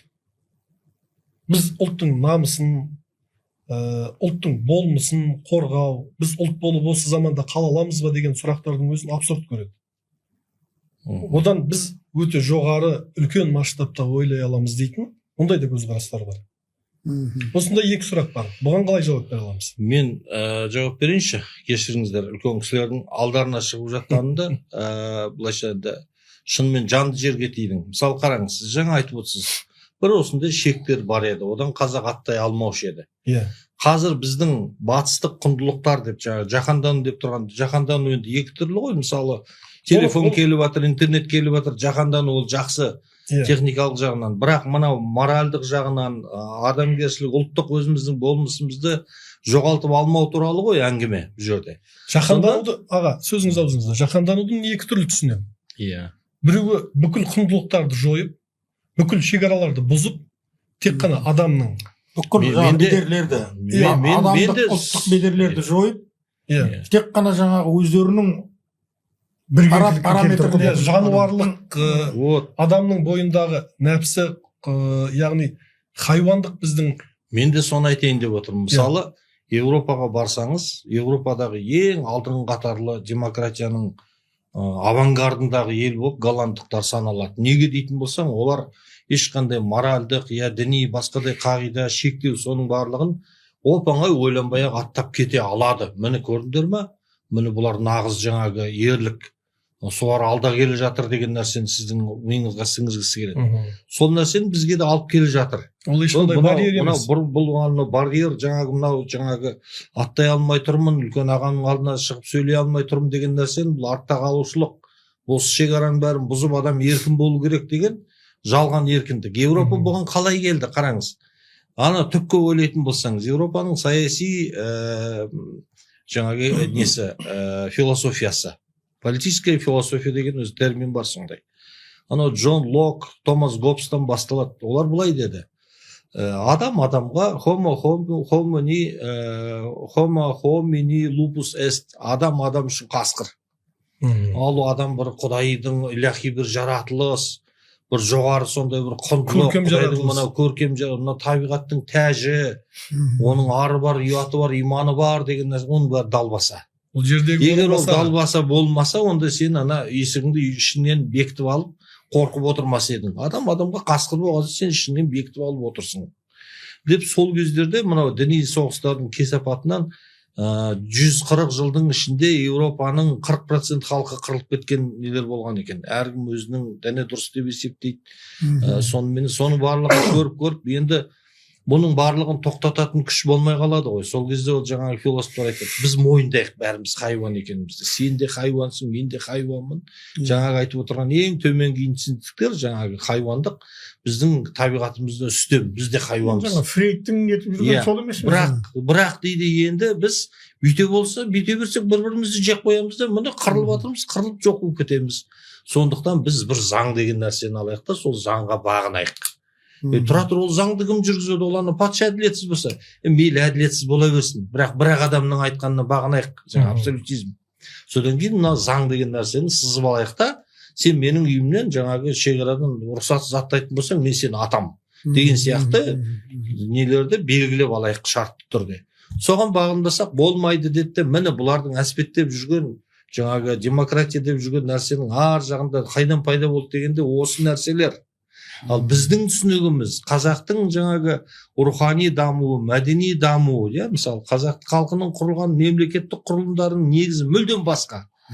Өте терең, өте рухани негізге алып келіп құрылған. Міне бұларда осыны біледі дағы, осыны құртқысы келеді. Жаңа Абайға жасалып жатқан шабуылдың артында, басқа мынау Қожа Ахмет Яссауи атамызды қорлайтын деңгейге дейін жеттік. Жаңа мен мына төбесіне шығып алдым деп мынау сақалды азаматтар Кенжебек деген журналист мақтанып шықты ғой мысалы. Мен үстіне мініп тұрмын деп. Мінекей мен мініп тұрмын, ал мені аруақты ұрған жоқ, түкте болған жоқ маған дегендегі жаңағы несі ғой бұл енді. Міне осы жаңа ұлт етіп тұрған нәрсе не? Сонда біз жаңағы жоғалтып алған ең негізгі жоғалтып алғанымыз не? Сол нәрсені табатын болсақ, сол кезде сен қайтадан ұлт боласың. Енді мәшһүр Жүсіп атамыз қадірлі ата бабаң асыл тектен орыстың малайы өзді қосын жеккен. Құдайға нала қылу дұрыс емес. Не тапсаң, таптың өзің ниетіңнен дейді. Сен ниетіңнен таптың деп тұрған ниет, бейіл деген сөз, майыл деген сөз не еді? Ол Құдайға деген берілгендік жан тәніменен. Сол нәрсені, сол бағдарды өзің ішіңдегі жоғалтып алып, сен хайуани нәрсемен кеткеннен кейін, сен осындай сорлы, бейшара халге ұшырадың деген бір ескерту сияқты. Қысқасы, Құдайдан ажырадың. Иә. Құдайдан ажырағаннан кейін сен тектіліктен ажырайсың. Ең басты мәселе сол Мінекей. баяғы Құдайдың Манадан іздеп отырған сөзім дейді. Құдайдың Иә. жаңағы Енді жеткіздіңіз. рух деген Ортаға жаңағы енді нәрсе Құдайдың жаңағы асыл нұрынан бөлініп шыққан нәрсе. шықты. Демек ол екеуі бірінен бірі ажыраған жерде сені адам қылып тұрған қалыптың бәрі жойылады деген сөз ғой. Енді сонда бұның бәрі айналып келгенде мысалы енді 90 ауыз сөздің тобықтай түйіні дейді ғой. Енді біз енді бұдан да кейін өмір сүруіміз керек қой. Заман бізбен бітпейді ғой. бізбен бітпейді. Дүние мынау үшінші дүниежүзілік соғыстың алдында алқынып тұр адамзат қазір. Ернеуінен асып тұр. Бүкіл қуат кернеулер Бірінің желкесіне бір дем алып тұр. бірінің әбден кәдімгі керилеп тұрмыз да қазір. Біз енді оны қазір үстіміз аспанымыз ашық болғасын, тыныш болғасын біз сезіне алмай отырмыз мысалы. Мысалы енді Палестинадағы, Ливандағы, қазіргі Сириядағы, Алла сақтасын, Украинадағы қырғындардың астында да біз сияқты тура жүрегіндегі рухы Құдайдың нұрынан жаралған шикі тәні бар пенделер қырылып жатыр ғой. Шиеттей балалар қырылып жатыр ғой. Енді ол басқаға түскен нәрсе маған түспейді деп отыру, ол қамсыз отыруға болмайды ғой енді. Біз енді осы аласаттың алдында біз қандай неге сүйеніміз керек? Қандай нәрсені басшылыққа алуымыз керек? Құбыламызды қалай айқындауымыз керек деген сұрақ туады ғой, ең басты мәселе. Осыған не ойлар айтасыңдар? Бәріңде мен білем сендер қай-қайсыңды да. Мысалы Нұрекеңді 40 жылдан бері білем. Қазақтан басқа қайғысы жоқ адам екен. Қаламыз ұстаса қазағын ұстайды, жыласа қазағын жылайтын білем. Осы дастарханға жиналып отырғанымыздың да өзі сол қайғының несі. Сонда енді не бұнымен қалай құтыламыз, бұдан қалай қарсы тұра аламыз? Мына дауыл жылт бітпей ме бізді тамырымызбен қопарып бір жола? Бұрыннан да мысалы жаңағы Американың нелерін шығарып қойған есебінде 30-шы жылдар 32-ші жылдан қалмай жойылып кететін ұлттардың есебінде жүр екенбіз, қазақ. Бірақ Құдайға шүкір мен 21-ші жыл 32-ші жылға дейін де бір 90 жыл өмір сүрдік мысалы. 90 жылдан аса отырмыз. Бірақ ендігі дауыл қалай соғады? Ендігі дауылдың екпіні қалай болады? Одан біз қалай аман шығамыз? Бұның жолы бар ма? Бұны қалай бір басқа тұратын уақыт болды ғой. Мысалы күні кеше Жазушылар одағының 90 жылдығы өтті. Мен Нұрекең екеуміз қатысып шықтық күні кеше. Мен енді ойладым, қаламгерлер енді сол ұлт үшін адам енді және бүкіл түркі халықтарының жазушыларының басшылары келді. Көптеген үлкен азаматтар келді. Бір жүректерін жыртып тұрып, дүниеге қарап тұрып, мынау біз бір сондай алапат қанды дауылдың алдында тұрмыз. Осыдан біз қалай аман қаламыз деген бір сауал қойып, соған жауап айтылар ма екен деп отырдым әрі-бері. Бірақ ондай әңгіме болған жоқ, міне куә. Ал енді біздің бірақ көкірегімізді жыртып тұрған сол сауал қазір. Жаңа жаһандану дегенде мен айтып отырмын ғой, жаңағыдай сол ойланып, мен басында біраз үміттендім. Мен шамамен сол 2000 жылға дейін, 21-ші ғасырға дейін бұның бәрі уақытша қиындық деп келдім де мен шынымен. Бәріміз солай ойладық. Ол ертең бәрі түзеледі, бәрі дұрыс болады деп мен сөйтіп келдім. Сол енді 2000-нан бері қарай күмән пайда болды. Ширек ғасыр өтті дейсіз ғой. Жоқ, сол кезде деймін, сол 2000-нан бері жағында, 2000 асқаннан кейін жаңағыдай күмәнім пайда болды. Қашан түзелеміз? Кетіп бара жатырмын. Жарайды енді қарнымыз біртіндеп тоя бастаған шығар. Басқалармен салыстырғанда шынымен кішкене бір әлеуметтік жаңағы экономика жағдайымыз көтерілген шығар. Бірақ жаңағы қарным ашқан емес, қадірім қашқанына жылаймын деген жетім баланың күйіне түстік та, бүкіл ел, бүкіл ұлт соған түстік қой. Әйтпесе манаға өзің айтқан демократия. Демократияның көкесі бізде болған. Біздің қазақтың, жалпы мына түркілердің демократиясын демократия бізден басқа еш елде болмаған. Мысалы жаңа ертеде грек дейміз, Рим дейміз, оларды қарап отырсаң, олардың демократия демагогияға негізделген демократия болады. Ал бізде шыны, дұрысы. Негесі ол шыны дұрысы қалай болды дегенде, бұл жаңағы адамды танудың негізі дұрыс болды деп ойлаймын, жаңа өзіңіз айтып отырсыз. Иә, бұны енді мысалы осыны бір иманнан естідім ғой, менің өзім көкірегіме керемет жатталып қалған нәрсе бар. Қазақ мынандай мақалы бар ғой, бірінші байлық денсаулық, екінші байлық ақжаулық, үшінші байлық онсаулық. Ал негізі бірінші байлық иман, жалпы адам баласы. Ал қазақ оны неге айтпайды? Қазаққа оны айтудың қажеті жоқ болады. Имансыз қазақ жоқ болады. Ол кәдімгі аспан мен жер сияқты. Сен үйде айтсаң, саған таң қалуы мүмкін. Не айтып тұрмын деген сияқты. Ал енді сол иманнан біз әсіресе мына егемендік алғаннан кейін айырыла бастадық та. Енді мен осыған шынымен жаңа ойлаймын, неге бұлай? Бұл біздің басшымыз ғой. Мен сайлаған президент қой, өзіміздің елімізден. Олар енді бізге жамандық ойламаса керек еді ғой. Осы топырақтан, осы қаннан жаратылды ғой. Иә. Осы қайғының бәрін кешті ғой, ол да менімен бірге деп. Ол да сол бізбен бірге сол 3 бөлмелі үйде тұрған адам ғой, квартирада тұрған адам ғой, сондай біз. Қарасаң. Ал енді сосын енді қалай деуге болады, қарғайын десем жалғызым, қарғамайын десем жалмауызым деп жаңа жабыса кетуді ол бәріміз де білеміз. Мен кішкене мүмкін ар жағынан жаңағы сырттан келіп жатқан қыспақтар бар ма екен деп сол жағынан мүмкін ізденіп көру керек дегендей. Мен барып архив қопарып, не болмаса олардың келіссөздеріне араласып ондай неткен ештеңем жоқ. Просто мына күнделікті өмірден, жаңалықтардан енді Құдай басты берген ғой, ойланып өзің етуің керек қой. Содан менің байқағаным, бұл қайткен күнде де жаңа жаһандану деген, ол тек қана экономика емес, олар саясатың да, ең бастысы мәдениетің де солардың істеп жатқан екенді. Ал енді олар қалай істеп жатыр? Мүмкін олар сол кезде Назарбаевты бір крючокқа іліп алды ма екен?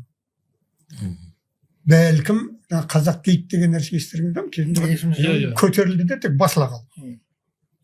Осының артында бір гәп бар, бірақ енді оны білмегеннен кейін өзім білмейтін нәрсем айтпаймын. Мен ештеңе айта алмаймын да бұлардан. Ол сөйтіп мұнша ұрлаған екен, соны олар ұстап алған екен, білмеймін өйткені. Бірақ күмәнім бар сондай. Екінші жағынан біздің мәдениет министріміз бар емес, министрлігім бар емес, дардай. Ал енді мәдениет көріп жүрміз ғой міне. Масқара қылғанда бұл енді Совет үкіметі құламай тұрып басталды. Шынымен жаңа Светқали айтқандай, қалай жаңағы нелер келе бастады. Мен әлсіреген кезде жаңа бақылау. Бұрын жаңа цензура керемет ештеңе жібермейтін еді ғой, жаңа тас қамалда отырдық қой.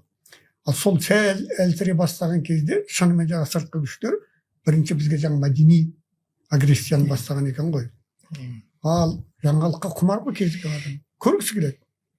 Ұят болса тығылып көргісі келеді дегендей мысалы. Сөйтіп біз өзіміздің жанымызды қалай бұзып алғанымызды байқамай қалдық. Сөйтіп мына қазіргі біздің ұрпақ порнографияны көріп ұрланып, сөйтіп өскен ұрпақ қазір мына елге отырған елге. Енді бұл қайткенде түзеуге болады. Ана иманды қалай келтіреміз біз? Мен ойлаймын, бұл жерде тек қайткен күнде де күшсіз болмайды. Күш деген мен жаңа революция деген мен ең жек көретін нәрсем сол. Революция емес, бірақ қайткен күнде де мына билікті шын мына өзінің халқына шынымен жан ашитын адамдар алу керек қой. Мысалы, Асхат Аймағамбетов. Ол келді министр болып, содан кейін мына мұғалімдердің жалақысы көтерілді. Ол жаңағы малынып киініп отырған студенттің қасында жаңағы жыртық киіммен жүрмейтін болды екен, Құдайға шүкір. Әліппені әкелді. Енді онда Бекболат мен әкелдім де айқайлап жүр ғой. Бекболат olsun басқасы қайткен күнде де осы министрдің кезінде келді сол. Міне осындай жігіттер келу керек. Соларға жол ашу керек. Енді біз барып айқайлағанда ол ешкім ана министрлікке орнына қоя қоймайды. Сол ан жақта жүрген адамдардың бір көкейіне бір сәуле бірдеңе түсу керек қой. Сондықтан осындай әңгімелер айтылу керек. Не болмаса мына өнер. Біздің енді өнеріміз қазір енді қалай деуге болады, мынау өнер шынымен баяғыда Құдай өлді деп неткен сияқты. Өнер өлді деп айтайын десең қимайсың да. Шынымен мына қазақтың өнер өлетін болса, онда болашақ жоқ, онда бізде. Бірақ соған жеткізді. Шынымен да. Әйтпесе біздің жаңа Құдай берген шынымен, Димаш шыққанда не болып өтті дейсіздер ғой. Иә. Сол өнердің арасында жүрген адамдар оны кәдімгі бір қораға кіріп кеткен иттей қылып қолға келді. Танымайды. Шынайы өнерді біз танудан қалып бара жатырмыз. Мына қазіргі мына жоғары оқу орындарында біз осыдан бір 3-4 жыл бұрын Жұмабай Құлиев екеуміз журфактың жатақханасына бардық. Оны деканы бізді шақырған. Жерінде бір кездесу өткізіп, етіңдер дегесін бардық. Негізінде қыздар белгілі. Бірақ 4 курс түгел жиналды. Бір қалмай емес, 4 курсында студенттер отырды. Сосын енді шамалы әңгімелесіп етіп кеткеннен кейін мен сұрақ қойдым. Кім соңғы кезде қандай кітап оқыды дедім. Жаңа залда отырған бір 100-дің жақ бұжағында адам бар шығар. 2 адам ғана қолын көтерді, екеуі де қыз бала. Қандай кітап оқыдың деп едім. Жау тылындағы бала Қасым Қайсенов деді. Мен күлдім. Мен оны осыдан 55 жыл бұрын оқығанмын дедім. Оның бер жағында ешкім кітап оқыған жоқсың.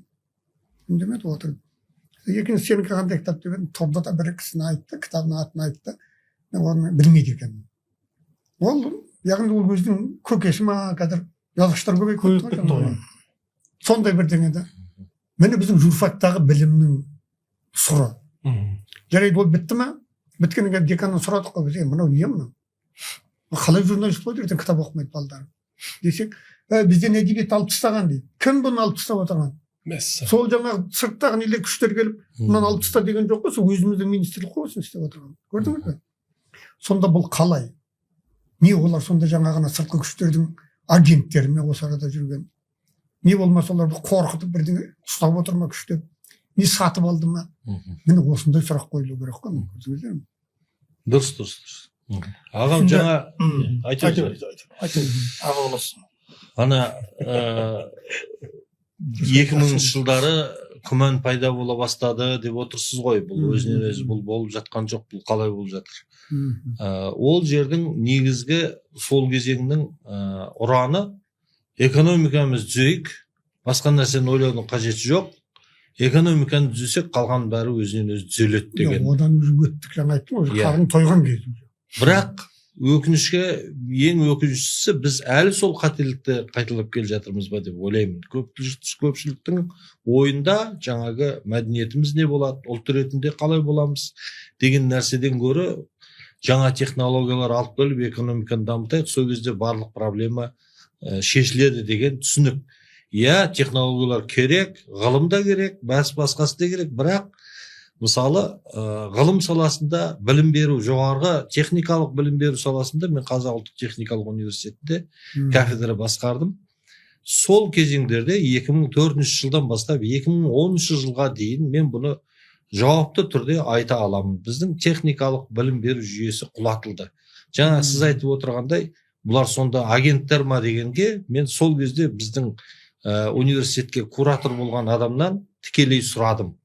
Осы нәрсенің бәрі өзінен өзі болды ма, жоқ әлде бұның бәрі жоғары жақтан басқарулы түрде, жүйелі түрде жүргізілді ме? Иә, жүйелі түрде жүргізілді. Ғылым академиясының құлатылуы техникалық оқу орындарында басқа, бірақ советтік кезеңде сонда қарасаңыз енді бұның бәрі бүйтіп сатылап, бүйтіп жаңа жемін жеуге келе жатырған жыртқыш сияқты, мысық табанда былай келе жатқан бұл бір жыртқыш күш екен ғой. Ең қысқасы әңгіменің несі, бұл бірінші жаңағы маған айтқан 80 жылдардың соңғы жағындағы жаңағы леп. Одан кейінгі жаңағы демократиялық леп деген бізге жаңағы порнофильмдер болып келді. LG демократия. Жалған демократия деген жаңағы шешілі бетімен кету. Ол жаңа біздің далалық демократиядан басқа демократияның бәрі де бұның артында өте жаман нәрсе бар. Бұл тажалдық кәдімгі күштің несі, құралы. Қазіргі демократия деп жүрген тажалдық күштің. Сонымен келді. Одан кейін тәуелсіздік келді. Бұл үкімізді аспанға аттық. Кейбірінің ынық қалып түспей қалды. Кейбірінің бөркі аяғының астына түсіп тапталып қалды. Таба алмай жүр сонымен. Енді сол кезде жаңағы діннің есігін аша жіберді, манаға айтқан. Бұлардың ең қорқыныштысы, бұлар біздің ең құндылықтарымызға, ұлттық құндылықтарымызға шабуыл жасап келді. Ислам атын жамылған бәлелер. Британский разведка жасап шығарған. 300 жыл бұрын, осыдан 301 жыл бұрын Ақтабан Шұбырындымен қатар басталған алаң ғой. Келді де біздің ең бірінші әулиелерімізді жоққа шығарып бастады. Оны аң-таң қалып отырдық. 2 жылдай сенің ұстазың, Саяттың құрдасы, Бекболат Тілеуханов, Жұмадағы жүздесу, Үмитаев деген біреу екеуі, Әбдірахман Ескендір деген. Ұлттық телеарнадан Жұмадағы жүздесу деген хабар жүргізді. Айтатынның бәрі әулиеге қарсы соғыс. Мынау не айтып отыр дейміз, әрі-бері оған түсінбедік, жамандыққа қимадық. Сөйтіп жүрсек, бұл бізді ұлт қылатын, адам қылып тұрған бүкіл қасиеттерге бүйтіп, тажалдың қара балтасы екен ғой тамырымыздың, әр тамырымызды бүйтіп жеке-жеке шауып жатырған. Одан кейін жаңағы салт дәстүрлерге кетті. Келіннің сәлем етуі ширк. Ширк деген анау битіғат, жетінен садақа пісіру нету, анау құдайға ортақ қасу, мынау бірдеңе деген бір бәлекеттер қаптады. Алып келіп, ең соңында асыл арна деген телеген арнаны ашып берді, ана Тазабеков дейтінге Саудия. Оны Нұрекең көкесі заңдастырып берді, бүкіл ашық. Ең соңында сол жерде пайғамбарымызға ауыз салып бастады ғой бұлар. Кәдімгі сауал қояды. Бірінші айтпақшы, ең бас піріміз Қожа Ахмет Яссауиге бүйтіп ашық баласың, оттың ортасында өртеніп жатқан көкке сене. Бұл не деген сөз? Бұл мүшіріктердің пірі тозақта жанып жатыр деген сөз екен. Одан кейін енді оны қоя қойды да пайғамбарымызға ауыз салды. Кез келген сайтан сақал баладан сұрайды бір жаңа журналист шымағы. Не? Таухид деген не? Таухид деген ла илаха иллалла дейді. Ширк деген не? Мұхаммед Расулалла десең ширк дейді. Ал міне сөйтіп енді бұнымен де қазақ сіздің иманыңыздың формуласы. Иманыңның формуласы соныменен жаңағы сен иман болып туып, иман болып өлетін қазақтың формуласын өзі сөйтіп талқан қылды. Енді одан кейін бір бәлелер келді. Шаманизм бір бәлелерді қаптатып жатыр енді. Бұлар сол жаңағы әуелі жаратушы Тәңіріміз Алламыздан бастап Құранымыздың бәрін түгел жоққа шығарып, енді сонда біз сонда жаңағы адам еркін болу керек. Адам жаңағы қазіргі бір зиялы қауымдар үлкен хабарлар жүргізіп, соларда кіжініп халыққа ақыл айтып жүр ғой қазаққа. Қарын тойын керек болды. Басқа қайғы сенде болмау керек. Біз Европаға өмір сүруіміз керек. Адамзаттың мұраты сол деп, мысалы, бір үлкен жазушының дардай баласы әңгіме содан бастап сонымен аяқтайды. Бисмилла, Аллаху солай, әкбар сонымен аяқталады. Ал біреу жүр жаңағы жұрттың жынысын өзгертуге тоқтау айтатындай кім право берді кімге? Кім саған право берді? Деп кіжініп бір мысалы. Жоқ, енді ол демократияның бұлар айтып жүрген несі сол. Маған хайуан болуға ешкім бөгет жасамау керек. Хақы жоқ. Хайуанның да және жаман азғын түрі болуға. Хайуанның да өзінің заңы бар ғой, өзінің заңымен жүреді. Хайуанның мысалы ішінде тек қасиеттілері болады олардың да. Әр хайуанның да өзінің киесі болады. Бір замандасымыздың сөзі есіме түсіп кетті. Қазір сіздің жаңағы айтып отырғаныңызға қарап. Біз кезінде, енді бізбен қатар, біз кезінде әкемізге, шешемізге бір түрлі қарайтымыз, жоғарыдан шекелеп. Сіздер ескінің әңгімесін айтасыздар, ескінің қалдығысыздар, әртүрлі ырым тыйым айтса қойш деп, орысша сөйлеп. Советтік идеология. Әрі де басталған болып тұр ғой. Орысша сөйлегенге олар ренжиді, тілің шұбарлама деп. Сіз оны қайтесіз? Қойш осы сондай әңгімелеріңізді әкеміз бен шешемізге айтатынымыз дейді. Қазір заманның ілегіне сіздер ере алмайсыздар. Заман қазір басқа. Деп жүріп қалай орыс болып кеткенімізді білмей қалдық дейді. Қалай орыстанып, қалай тіліміз шұбарланып кеткенін, қалай салтымыздан, дәстүрімізден, әдебімізден айырылғанымызды, қалай ырым тыйымның бәрін ұмытып қалғанымызды білмей қалдық дейді. Енді қазір қарап отырсам, біздің балдарымыз қара жамылған киім киеді, бала қысқа, сақал қояды, күйектей қылып, мұрты жоқ, көздері мұз, жүрегі тас. Оларға қазір әңгіме айтсаң, қарағым, бұның не десе, баяғы біздің айтқан әңгімемізді айтады бізге. Ой, папа, сен білмейсің. Ой, мама, қойшы, сен білмейсің сен. Діннен не хабарың бар сенің? Енді оның да айтып тұрғаны орынды. Ол себебі баяғы советтік идеологиядан тамырынан ажырап қалды ғой. Оны ажыратқан мен ғой. Иә. Енді оны бұл келеді айтады, сіз не білесіз дейді, дін жөнінде. Мен ана әке шешемді жоққа шығару арқылы ажырадым ғой өз өзімнен.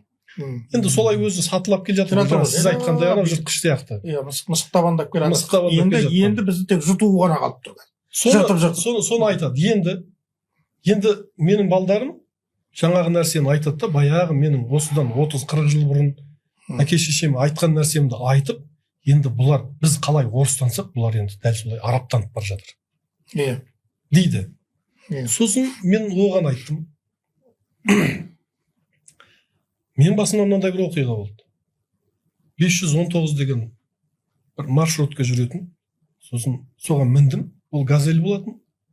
Сосын міндім, төбем тиіп тұрғасын отыра қалдым енді. Ыңғайсыз тұрып тұру. Отырсам, алдымда бір ақсақал кісі отыр екен. Сосын маған қаратты. Бұл дейтін 2006-2007 жылда шамамен. Сен анау Яссауи деген топтағы хикмет айтатын бала емессің бе? Мен сені көріп жүрмін ғой. Сосын ассалаумағалейкум дедім. Уағалейкумассалам. Я мен солмын. Сендер осы Әзірет Сұлтан Яссауидің хикметтерін айтып жүргендерің өте дұрыс. Біздің руханиятымыз, біздің рухани ұстынымыз, адамгершілігіміз, ұлтымыз бәрі осыған тіреледі. Бәрі осыдан нәр алып тұр. Қазір біртүрлі бір дінді уағыздайтындар шықты. Дінді айтатындар. Құдайдың атын жамылып келді, жаңа сіз айтқандай. Бала қысқа, тағы осындай, бәрін суреттеп берді. Мен айтсам да айтпасам да жұрттың бәрі біледі, сіздер де білесіздер. Осы адамдар келді, бұлар Құдай атын жамылған коммунист. Мен таң қалдым. Қалайша коммунист? Мен саған дәлелдеп берейін қазір коммунист екенін. Бұлар Құдай бар деп айтады. Бая Құдай жоқ деп келген коммунист сенің әулиелеріңді мансұқтады ма? Бұлар да мансұқтады. Салт дәстүріңді мансұқтап тұр ма? Я, бұлар да мансұқтап тұр. Сенің ұлт екеніңді жоққа шығара ма?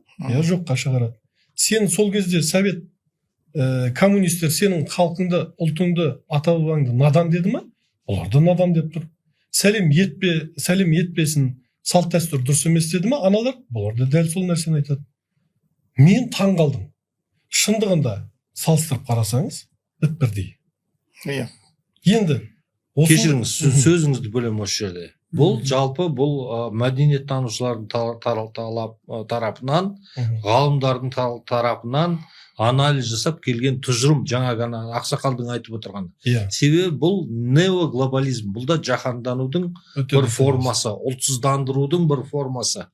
Аналарда пролетарий всех стран соединяйтесь, жаңағы бүкіл дүниежүзінің пролетарлары бірігіңдер деген бұл жерде ұран болды.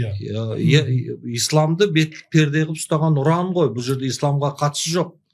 Бұл жерде мысалы біздің Абайдың түсінігінде адамзаттың бәрін сүй бауырым деп дейді мысалы. Бұл бұған қарама қарсы мүлдем кереғар, бірақ жаңағындай немен бағытталған. Бұл да ұлтсызданудың бір үлкен құралы. Бірақ анау батыстан келіп жатса, бұл шығыстан келіп жатқан құрал. Енді сенің текстілігің қай жерде? Осы нәрселердің бәріне сен қарсы тұра алып, ұлттық болмысыңды сақтай аласың ба? Жаңағы бабамыз Яссауи атамыз айтып отырсың ғой. Сол кісілердің өсиетіне, кешегі Абайдың өсиетіне пайда ойлама, ар ойла деп арды бірінші орынға қоятын. Ұятты, кішіпейілділікті, тектілікті бірінші орынға қоятын құндылықтарды алып келе аласың ба? Онда сен текті халықсың, сен қаласың. Егер оны алып келе алмайсың ба, онда шынында да сен жойылып жоқ боласың. Жақсы, ұят дегенге айтайын. Қазір ардан күсіп, ұяттан безіп, аят ұяттың бәрін жиып қойып, ұят емес деген нәрсе ұғым сіңірді. Және ұят мен дейтін термин енгізді. Сізді кекетеді баяғы. Сен ұят туралы айтсаң, мынау ұят мен деп. Қазақша сөйлейтіндерді мәмбет деп кекетіп бастады ғой. Мынау енді соның жаңа бір сипаты. Бұл да біздің руханиятымызға, мүмкін ұлттық ұстынымызға, бедерлеріне, бүкіл бедерлерін жоюдың несі. Соның бәрін жою үшін келіп жатқан, мүмкін бұршақ жауып жатыр ма, мүмкін тас жауып жатыр ма, мүмкін дауыл соғып тұр ма. Енді осындай жан-жақтан шекаралардың бәрін бұзып, отбасылық институтты бұзу, ағайын туған бұл жердегі нағашы, жиен, бөле, әрқайсының өзінің орны бар, келіннің өзінің орны бар. Ол төмендету деген сөз емес, жиеннің өзінің орны бар. Ол да төмендету деген сөз емес. Оның әрқайсының әрқайсысы өзі статус. Сол нәрселердің бәрін бұзып келген уақытта сіз айтқандай мен ағайыннан ұялмаймын, мен нағашыдан, жиеннен ұялмаймын. Ұялмағаннан кейін мен не істеймін? Мен тиктокқа шығғанда аузыма келгенді айтып аузына келген оттап тұр ғой. Қазақтың қыздары аузына келген құсып тұр ғой қазір. Иә, сол ұятмен мал құспайтын құсықты құсып, доңыз құспайтын қазақта құсықты қазақтың қыздары құсып тұрған жоқ па қазір? осы ұяттардың ішіндегі ең үлкен сөз маған бір керемет елден ұят деген сөз бар еді. Иә. Қазір мүлдем қолданыстан шыққан. Иә, енді мен тағы қайтадан сұрақ қойғым келеді. Осындай жан-жақтан бізге дауыл соғып тұрғанда,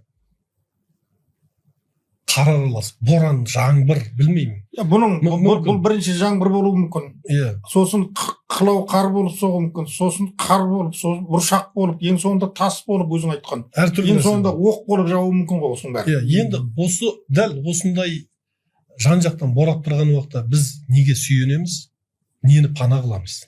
Жаңа Светқали аға да осы сұрақты қойды ғой бізге. Меніңше бұның жауабын сіздер уже айттыңыздар. Айтқанда осы әңгімеде просто акцент қоя білу керек. Біз нені жоғалттық? Біздің қазақшылығымыз неден бастап жоғалды? Ұятты жоғалды деген сұрақты жауабын тапсақ, иманнан айырылды. сол кезде біз иманмен бірге бәрі кетеді ғой. нені табу керек екеніміз де содан шығады. Иба ұлттық қасиеттер ғой. Ибаның әдеп қақпағы қымтап жабылса шайтанның қиын ашпағы деп Қашаған осының бүкіл несін бір ауыз сөзбен Қашаған деген шал ана нән атамменен ат көтере алмайды өзін, сосын атам мініп жүреді. Сол атам мініп жүріп мына Маңғыстау менен Арқаның Алпыс саласының арасында қаңғып жүріп айта салған сөзі сонда түгел несі тұр ғой жаңағы. Формула ғой. Формуласы. Сізді құтқаратын формула тұр. Ал енді бір құттай тарихқа шегініс жасайын. Қалай осы сауалға жауап іздегенде меніңше былай. Бізді осы талай жаңағы өзің айтқан дауылдар осы қазақтың қара жүйін я болмаса ақ ордасын сыпырып кетуге соқты ғой жан-жақтан. Сол соққан дауылдардың бәрін болмағанменен бір нетіп өтейік. Мысалы көктей шолып өткен. Мысалы 12-13 ғасырда қандай біз не қиян-кескі қияметтерді кешіп жаттық мысалы. Түрлі, енді оны айта берсең өте көп, түрлі бір жақтан жаңағы араб экспансиясы келіп жатыр. Бір жақтан парсылық экспансия келіп жатыр. Бір жақтан шығыстан мынау қытайлық экспансия келіп жатыр. Міне осының бәрі ортада жаңағы тайпалардың тартысы әрең тозан болып тұрғанда анау көк күмбездің астында жатқан кісі шығып келді де тарихтың сахнасына. Ең соңы Түркістан емес, бүкіл ислам әлемін орнына қойып берді ғой. Мекке мен Мәдинада имам әмір болып 18 жыл отырды да бүкіл исламның түгел жаңағы нелерінің бәрін, жаңағы формулаларын, ұстындарының бәрін орнына қойып берді де Түркістан даласына келді де түркінің тілін әлемнің аспанына шығарды. Сөйтіп біздің ұстахана жүрегімізді бір неге ұйытты да қорғасындай балқытып ерітті де ұстын жасап шығарды да бүйтіп бір ұлтты. Ештеңеден бөлінмейтін, иманнан ажырамайтын, өлсе әулие болып жебейтін, тірісінде ерен болып қорғайтын елімен шекарасын жасап шығарды. 99 мың машайығын бүкіл дүниеге таратып, күллі дүниені түзетіп алды бүйтіп. Бір кісі. Біз сол кісінің еңбегін әлі бағалай алмай жүрміз мысалы. Ал енді ол кісі тағы да қандай қиын-кескі жағдайда бізде көмекке келді мысалы. 14 ғасырда Өзбек ханның дәуірінде тағы да біздің ордамыздың бәрі түгел жат діндердің бәрі қаптап, қайда кетерін білмей тұрғанда ол кісінің 4 шәкірті барып, жаңағы Ұзын ата, Бадыр ата, Садыр ата, Баба Түкілас барды да ақиқат дәлелдеп отырып Өзбек ханға түгел алтын орданың шаңырағын аспанға қарай қайтадан шалқайтты. Міне бүйтіп осылай айта берсең, осындай нелердің бәрінде осылай келе жатыр. Міне және дүниедегі шабуылдардың бәрі сол кісінің іліміне қарсы жасалды, дүниедегі жап-жап. Мысалы, Маңғыстаудағы 306 әулиенің бәрін аралап қарасаң, түгел 40 шәкіртіменен қырылған әулиелерге тап боласың. Себебі олардың бәрі Қожа Ахмет Яссауидің шайхылары. Оны 40 шәкіртімен қырып жүрген кім? 40 шәкірт шарттығын болуы мүмкін. Одан да көп болуы мүмкін мысалы. Бірақ осының бәрі жаңағы бізді жою үшін келген дұшпандар ғой. Біреу теңізден келеді, біреу құрлықтан келеді, біреу батыстан келеді, біреу түстіктен келеді, біреу солтүстіктен келеді, біреу шығыстан келеді. Бірақ осының бәрінен алып өтіп, ең соңында Бекет ата деген шырағы жанды ғой мысалы. Ал енді сөйтіп алып келген. Енді осы ілімді бүйтіп осылай жою үшін жаңағы совет үкіметін орнатты, дүниелік жаңағы дажалдың күштері.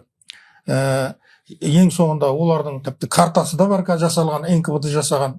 Қожа Ахмет Яссауидің мүриттері қай жерде тұрады, қай жерде бар. Оларды қалай жою керек деген кешегі 29 жыл жасалған картасына дейін бар түгел. НКВД жасаған. Оның авторларына дейін білемін, мысалы мен. Ана Николай Волленберг дегендердің несін қарасаңыздар, соның ар жағында солардың жасаған қанды қол. Ол Яссауи институтын қалай құрту керек? Ол үшін ақсақалдық институт құрту керек. Түгел жасалған ғой бізді құртудың тәсілдері. Яғни баспасына аттар тіркеліп жасалған ғой. Мынау. Міне бізді сөйтіп барып жаңағы иман дейтін қалыптан айырды ғой. Енді менің бәрін кешіруге болады, бірақ ұлтыңның тамырына шабылған қара балтаны кешіруге болмайды менің көкірегімде. Бәрін де кешіруге болады, әкеңнің құнын кешіруге де болады. Бірақ мына нәрсені ұлтыңның, ұрпағыңның тамырына, сенің иманыңның тамырына шапқан балтаны, қара балтаны ешқашан оның сабында, басындағы шойынында кешіруге болмайды ешқашан. Принципті мәселе. Міне осы балта Назарбаевтың қолы болып шабылды ғой кеше 10-шы жыл. Міне сен 8 жыл абақтыда отырдың, сен Қожа Ахмет Яссауидің хикметін айтқаның үшін 7 жыл жердің астында отырдың мысалы. Осының бәрі де сол баяғы бір сценарий, неше ғасырлап келе жатырған. Құдай осы үнді шығармау үшін, жаңағы Құдайдың осы үнін шығармау үшін мыналардың бәрі, зұлымдығының бәрі осыған жасалып жатыр. Ал бірақ Құдайдың үнін ешкім өшіре алмайды ғой. Әңгіме сол Құдайдың үнін шығаруымызда мәселе. Оны мына жүректен нұр қылып шығарамыз ба, тілімізден жыр қылып шығарамыз ба, көзімізден сыр қылып шығарамыз ба, көңілімізден дүр қылып шығарамыз ба, ол біздің иман қуатымызға байланысты. Біздің топырағымызға, ұлтымызға деген махаббатымызға, әруақ әулиелерімізге деген құрметімізге байланысты нәрсе деп ойлаймын мен. Сіз жаңа анау арғы тарихтан келіп айтып келе жатқан кезде бір ой келді. Сонда мынандай, ал енді не істейміз деген жағдай, ол бір ғана қазір болып тұрған нәрсе емес. Қанша мәрте болды, қанша рет басымыздан өтті, бірақ Аллаға шүкір, біздің аталарымыздың ұлылығы да сол шығар. Бәрібір өзінің жолын тауып алып, соған қарсы тұра білді.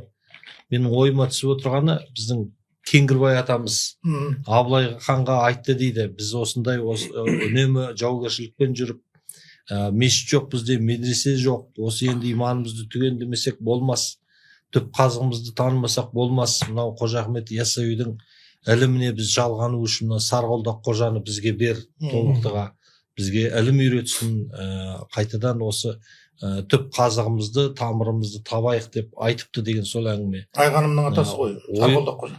Ойыма түсіп. Шоқанның нағашы атасы. Қожа Ахметтен айғаным ғой енді. Ал енді мысалы, Кәкімбек Салықов ағамыздың бір сөзі есіме түсіп отыр. Енді мынау Ұлытауда өздеріңіз көрдіңіздер, Қаныш Сәтбаевтың рухани ұстазы болған Балмағамбет Балқыбайлы атамыз 67 жылы ғана дүниеден өтті. Біздің дүниеде бар кезімізде. Осы үшеуміз бармыз айтыр дүниеде сол кезде. Сол кісіден 2 том кітап қалғанын білесіңдер. Ана Құсман Егісінов дейтін ақсақал кісі нетіп шығарып алып ұрпақтарынан соны шығарыпты кімнен. Иманды болсын Дидаханның баспасы, Дидахметтің баспасынан шығарды. Сонда Кәкімбек Салықов ақсақал айтады, неге барғанда 10-шы жылы жаңағы конференциясына барғанда Жезқазғанға, Кәкімбек ағамыз сонда жаңағы кәсіпшілікте, басшылық қызметте болып, Сармолда Балмағамбет атаның Қапартай деген баласын қызметке алып, соны араласып тұрады ғой. Сонда үстінен бір молда, атақты молда дейді. Садумға, Өзбекстанға ылғи арыз жазады дейді. Кімнің? Сармолда атамыздың үстінен ылғи арыз жазады дейді. Сосын бір күні сұрадым дейді. Ақсақал, сізде үлкен ғұламасыз, Көкілташ медресесін бітірген.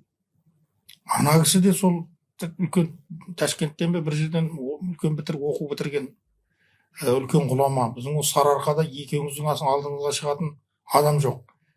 Бірақ сіздің үстіңізден бұл кісі арыз бұратуын тоқтатпайды. Сіз бірақ ешқандай ақталмайсыз, жауап бермейсіз. Неге? Деп. Не атасының құны бар дейді. Иә, не әкесінің құнағаты сіздің үстіңізден. Ана жол жүріп келатсың ғой деп айтады дейді ана кісі. Жол жүріп келатсың. Ана шаң балағыңа жабысады. Әртүрлі шөптер жабысады. Енді оның бәріне ана асық келатсың сен. Оның бәріне тоқтап қаға берсең, уақыт жолыңнан қаласың. Сосын мен қарамаймын, өте беремін деп айтады дейді. Ал осының бәрінің бірақ астарында үлкен рухани шайқастар жүріп жатыр.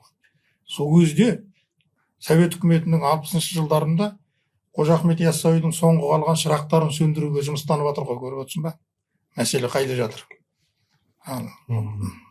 Маңғыстау демекші бүкіл жырдың, дастандардың аяғын түйіндеп келіп, жаңағы Мединеден Мұхаммед, Түркістанда Қожа Ахмет, Маңғыстауда Пірбекет деп, ана формуланы қайталай беретін сол ана ұрпақтың жадына кодтарды сіңіру екен ғой. Сол үшін ғой. Мынадан ажырап қалмалсың. Осы сенің рухани маршрутың осы. Шынжырың осы. Осыдан ажырасаң біттің, құрдың деген әңгіме ғой. Соны естіп өскен. Бірақ жаңағы Елдос айтқан, ұтылап, сатылап шапты ғой бәрін. Өте керемет технология, керемет ғылым ғой, олардікінде мойындау керек. Асқан шеберлік. Бізге қайтқан күнде де сол өзіміздің бастауымызға оралмасақ болмайды. Әрине. Ол үшін мына білім беру жүйесін бұған реформа жасау керек. Бүкіл биліктің жүйесінің бәріне реформа жасау керек болды. Мәдениет министрлігіне реформа жасау керек, мәдениет саласына бүкіл. Енді шынымен ол тек қана материалдық игілікпен ғана өмір сүретін болса, хайуан айырмашылығымыз қалмайды ғой. Адамды адам қылып тұрған өнер, шынымен.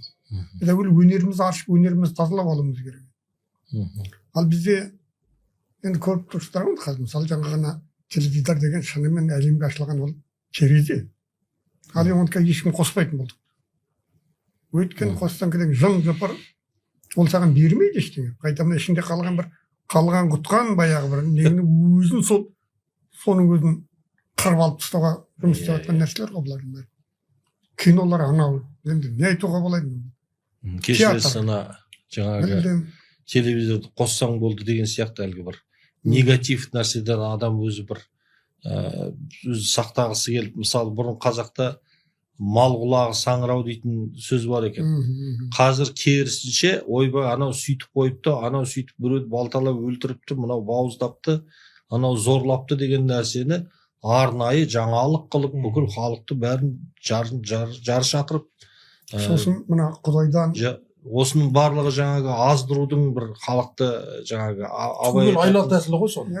Ел болса табады шайтан өрнек, періште төменшіктеп қайғы жемек. Өзімнің иттігімнен болды демей жеңді ғой деп шайтанға болар көмек. Біздің ана мысымызды жеңіп бір уақытта сен өзің шайтанға қалай жәрдемші болып кеткенін өзің байқамай қалатындай дәрежеге жеткізетін әдістер ма деймін да, арнайы мысыңды жеңу арқылы, жақсылыққа сендірмеу арқылы, бұның ары қарай болашағы жоқ, бәрібір болды кеттік енді осымен.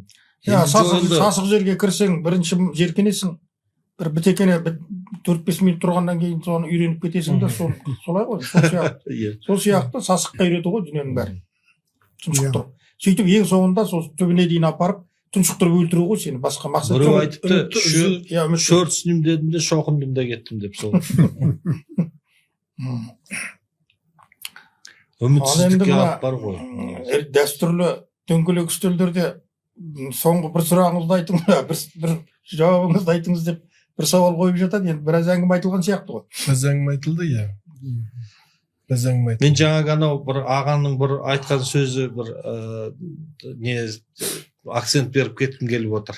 Мысалы, мынау батыстың өзінде де бұл нәрселердің дұрыс емес екенін жаңағы ұлтсыздандыру, арсыздық, ұятсыздыққа кету деген бұл жақсылыққа келмейтінін білетіндер бар. Мысалы, тіпті Францияның өзінде, мысалы адам өзінің ата тегін зерттеп білгісі келсе, сондай талабы болса, үкіметке арыз жазса, ана архивтерден сенің арғы шежіре тамырыңды тауып беруге мемлекет көмектеседі деген заң шығыпты дейді.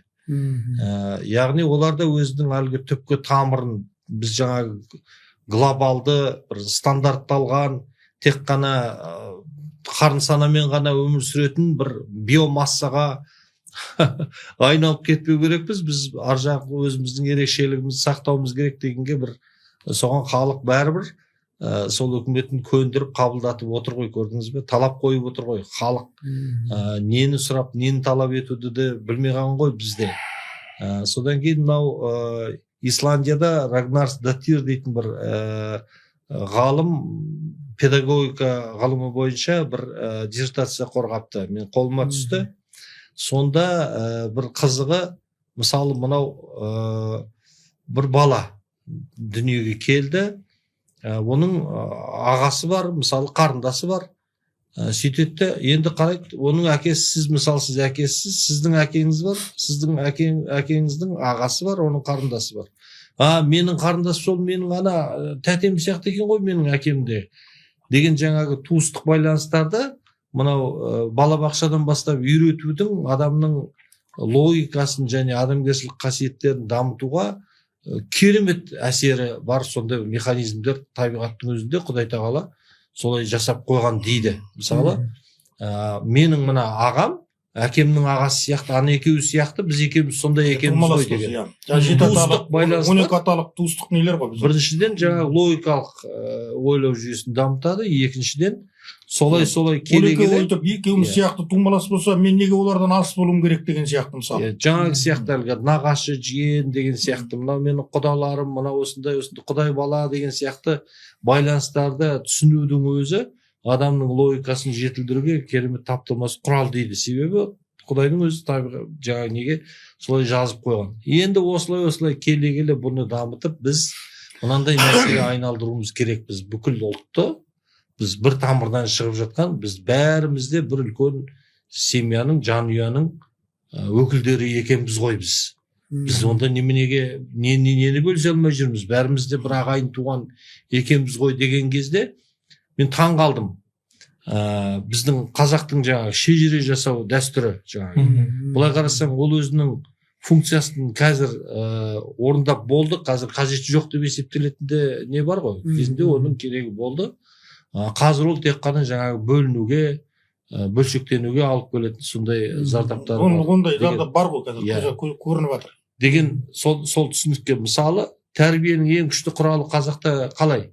Мысалы, сенің атаң қандай еді? Сенің атаң мынандай еді деген кезде, кез келген адамның көкейінде мен неге сондай болмадым? Мен де сондай болсам ғой деген ұмтылыс.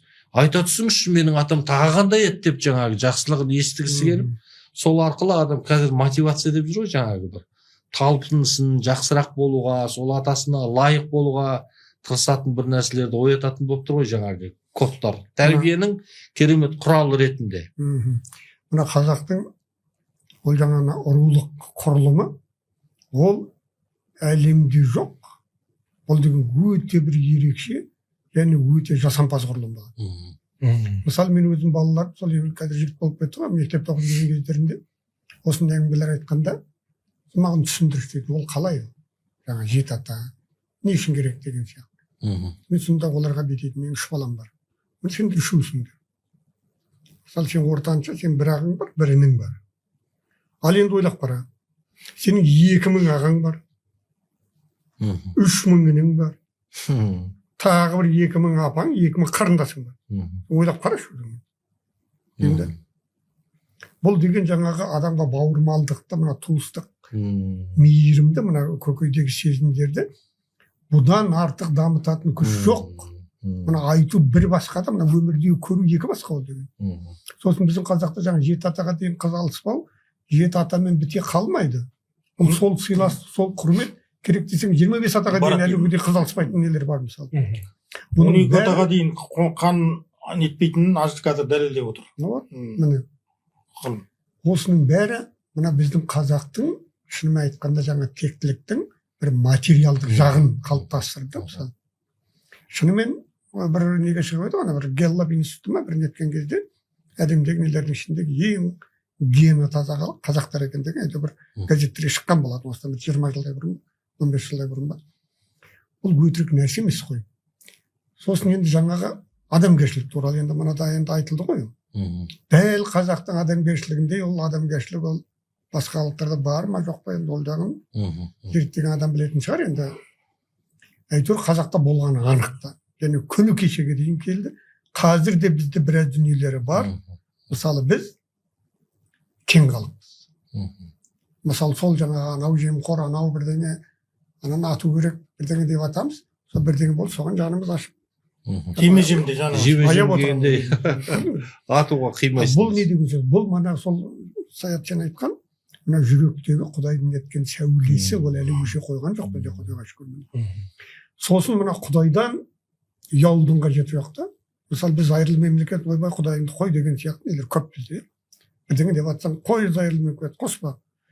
Америка қарасаңыз, доллардың өзінде с нами Бог деп жазылып тұр.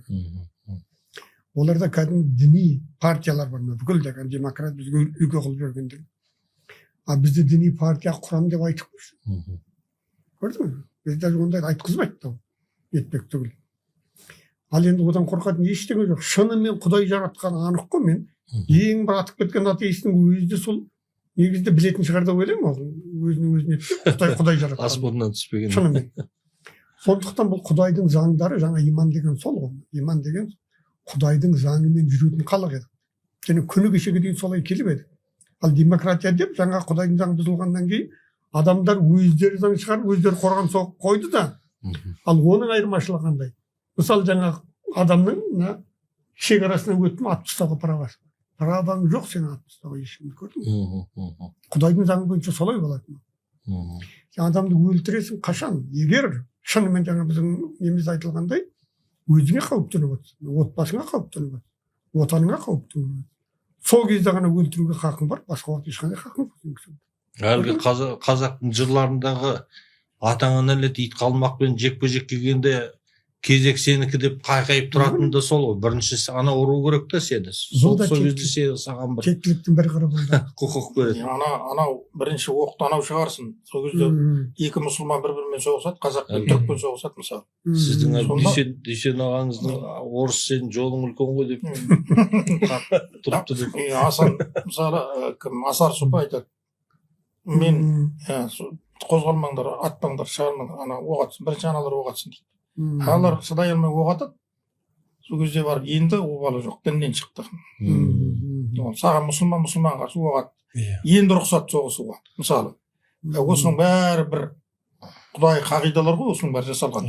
Сәйкес сонда осы нәрселердің түпкі мағынасын түсінбегеннен кейін кейде біз бұны мәнсіз нәрсеге айналдырып жүреміз ғой жаңағы. Қырт мақтан, менің атам сондай болған, менің атам артық па, сенің атаң күшті. Бағана айттым ғой басында. Бір кезде Совет үкіметінің кезінде бірдеңе болғысы келген, бола алмай қалған адамдардың қазіргі ермегі рушылдық деген. Бірақ бізге қазір мына Оразақ Ысмағұлов ақсақалдың ғылымын терең оқыту керек. Қазақтың ұлттық тұтастығы жөнінде. Сол кезде оны бойыңа сіңірсең, жүзге де білмейсің, ұруға да білмейсің, оны бәрінде өзіңнің бауырың екенін білесің да. Жаңағы 2000 апаң, 2000 ағаң сияқты. Бәрі де сол. Мысалы, түгел 20 миллион қазақ бар ма, түгел өзіңнің туысың екенін білесің сол кезде. Ең қызығы осының айтып ғылым дәлелдеуінше ең жақын деген бізге ұлттар бар ғой. Қарақалпақ, ноғайлар. Соның өзі қазақтың тұтастығына келгенде бізден айырылып тұрады екен қандық неден. Қазақтың рулық бір ұлттық тұтастығы, қандық гендік тұтастығы, тектік тұтастығы, зәузаттық тұтастығы сондай сом құйылған нәрсе дейді. Әрине, содан ғой жаңа неше мың жылдық зерттеген адам ғой мына кісі. Ал ол кезде ана халықтардың бәрі бізбен бірге жүрген халық. Соның өзінде олар бізге кіре алмай тұр дейді. Иә. Бөтен кірмейді ғой жаңағыдай жүйе болғаннан кейін. Паспорттың сияқты ғой.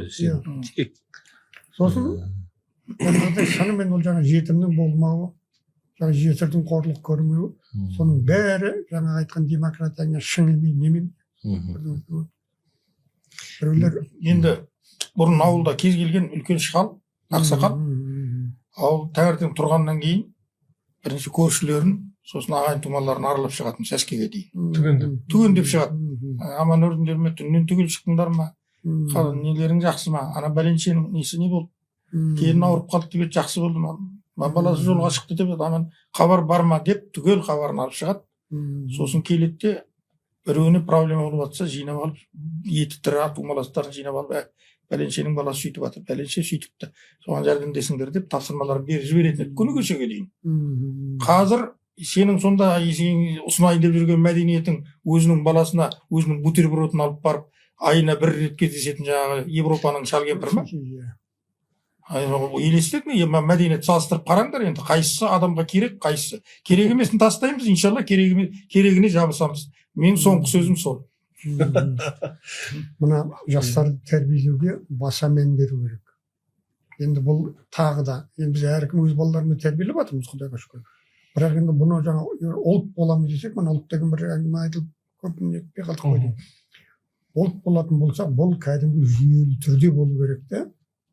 Яғни мен тек өз баламды ғана емес, мен өзгенің де баласын тәрбиелеймін деген бұрынғы, мысалы, Совет үкіметінің кезінде сондай не бар еді. Оны бізден қазір алып тастады да, бөтеннің баласына сөйлесең, қазір сені сотқа беруі мүмкін мысалы. Вот осындай неден құтылып, баяғы сол тазалығымызды соны қайттан қалпына келтіруіміз керек. Және бұны мемлекеттік деңгейде, үкіметтік деңгейде соған жауапты адамдар солар жұмыс істеу керек бұл жерде. Осы әңгіменің барысында мен байқаймын, мына Нұрекең билікке үлкен салмақ артқысы келеді. Себебі біздің табысымыздан қоректеніп отырған олар бір үлкен күш құрылым.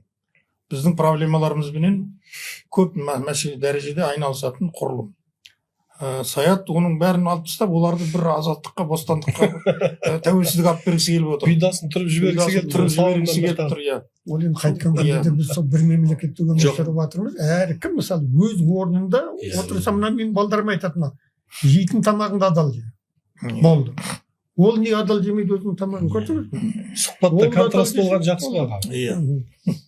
Ол сосын мынау камера үшін емес, бұл жаңағы мынау әңгімені бір нету үшін ғой, жаңағы тірілтіп бір сөзді контраст алып келу. жоқ, сосын пікір алуандығы болу керек қой енді. Әр адамның өзінің несі өзінде. Бірақ түпкі мақсатымыз түпкі жаңа неміз бір болу керек қой. Иә, ол жерде Құдай ажырамау керек. Ол жерде шығып пікір алуандық деген қыртыған әңгіме болып қалады. ол уже болмайтын нәрсе. Бізде мәселе сол түпкі мәселелерде пікір алуандығын жасап құрып тұрмыз ғой біз. Сосын жаңағыдай мына төрешілік органдар керек бізге. Мына қазіргі соттар емес, басқаша бірдеңе керек. Қалай болғанда да біздің Осылар мен айтып отырғаным, халық өзі жасау керек деп отырмын. Бір жақтан бір нені кім күтпей. жасатады? Қалай болғанда да билер не істеп жатыр? біз жемқорлықты өмір салтына айналдырған қоғам болып кеттік. Біз бұл мына поколение алған біздің буын бұдан құтыла алмайды. Бұл бүкіл жұтатын түгел ауасы, бүкіл кислород түгел жемқорлықпен қоректеніп отырған қоғам. Ол жемқорлықпен қоректеніп отырған қоғамнан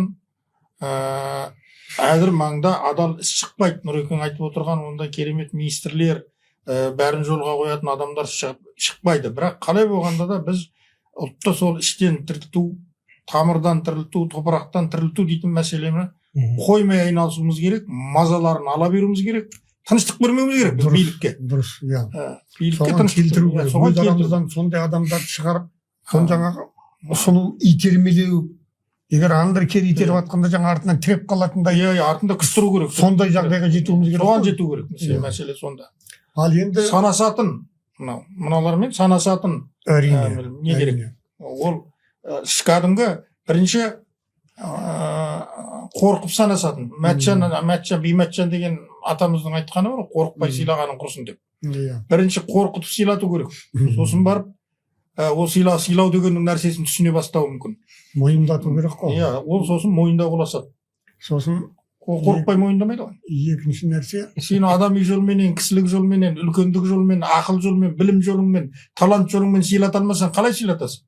Ол қорқытып сыйлатасың. Қорқыту үшін оны ұрып жықпайсың ғой. Сен артында жаңа таудан тірегің болса, міне Алатау. Тастан жүрегің бар. Артыңда Алатауда еліңді тұтастыруың керек. Елтіңнің жүрегін тұтастыруың керек.